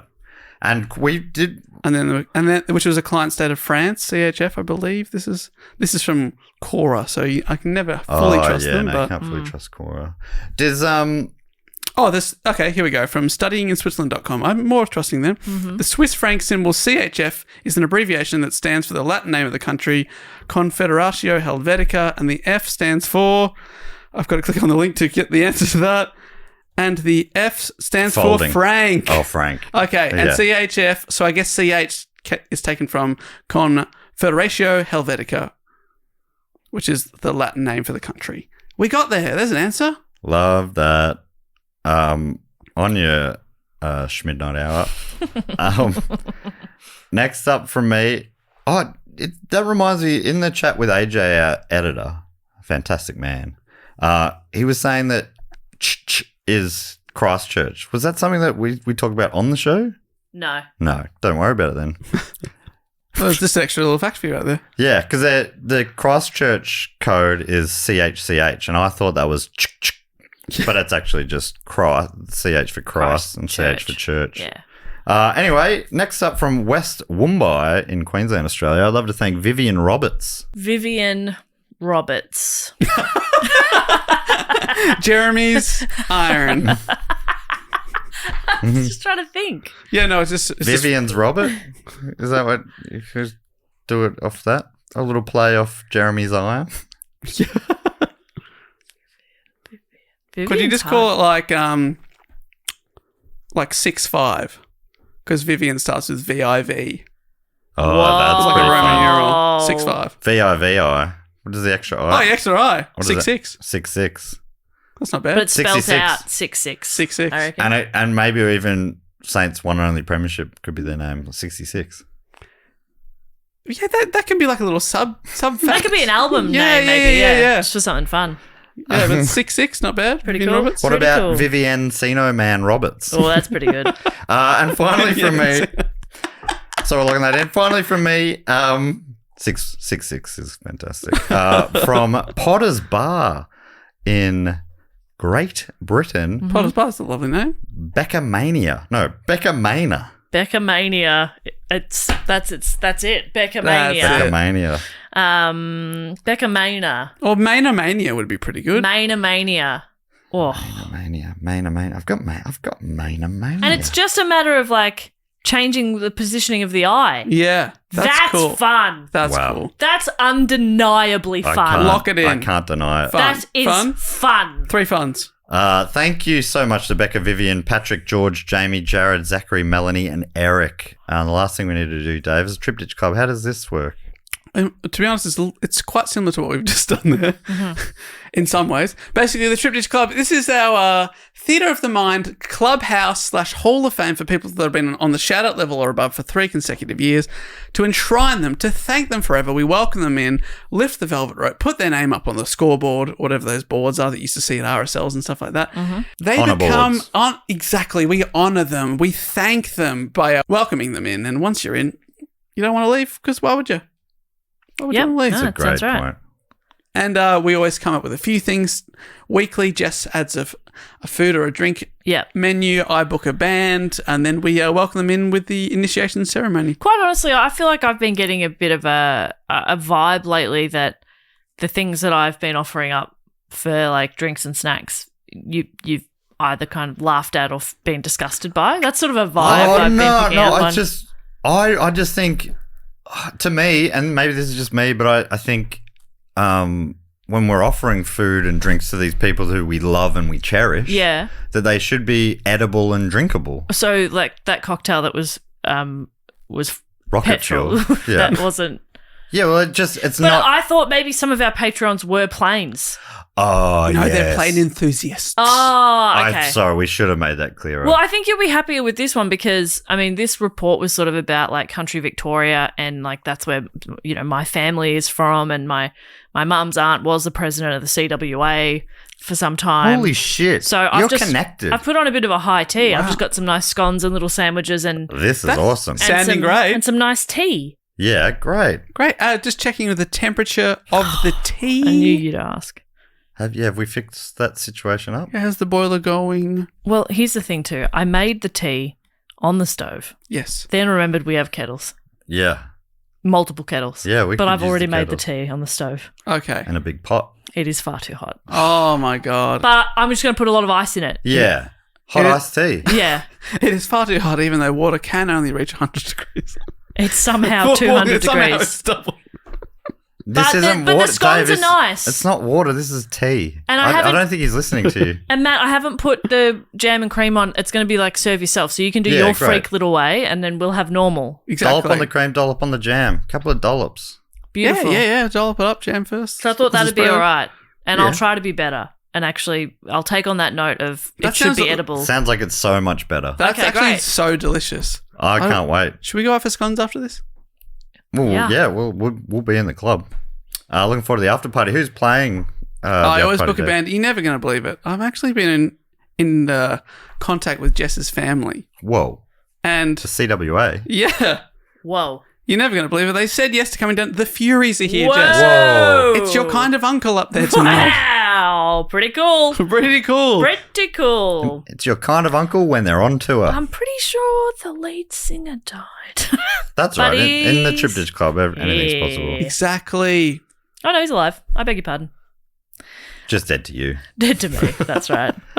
All right. So that means it's time for me on the door with the clipboard to read out the two names coming today. 2. Dave honours them by doing some weak word play based on their name or where they're from. Then Jess, looking after Dave's fragile ego, hypes him up a little bit as well. So Yep. It is so fucking fragile right now. Dave is the MC. Not as fragile as mine, as a comedy festival opens tomorrow. All right. So here we go. You ready, Dave? Absolutely. First up from Address Unknown, can only assume from deep within the Fortress of the Moles. Please welcome in Kathy Hine. Kathy Hine, you make me happy, Hine. Woo! Happy and Kathy, love that. And from Pittsburgh, Pennsylvania, go Penguins in the United States, it's Aureus Khan. I was in the deep within the Pittsburgh, but now I've been Yes. brought to the surface. No, I'm going to heaven. I'm going all the way with Aureus Khan. Yeah. Welcome in, Aureus. I'm a big fan. And Kathy, happy Kathy. Please make yourselves at home. Get quickly into the line for some beautiful, Yeah. what do you call it? English tea? High tea. High tea. Yeah. High tea. Yeah, that's what you say. Yeah. Say hi tea. And the tea says, Yeah. it's so fucking hot. Please put me out of my misery. Yeah. This has bored me beyond scientific possibility. Yeah. It's pretty cool. That's good. You boiled it so hot it became sentient. Yeah. It's concerning. I hate it when it talks to me. Yeah, they say you can't make it hotter than 100. They just say you shouldn't. They really shouldn't. Yeah. Jess, anything we need to tell people before we go? That we love them and that anybody can suggest a topic. There's a link in the show notes, but you can also do it on our website, which is dogoonpod.com. You can find us across social media at dogoonpod, and it always helps to, follow, share, spread the word. You don't have to be a Patreon if it's not something you can do, but you can tell a friend about the pod and spread the word that way. But apart from that, just wash your butt, will ya? Dave, boot it home. Hey, we'll be back next week with another episode. But until then, we'll say thank you so much for listening and goodbye. Later.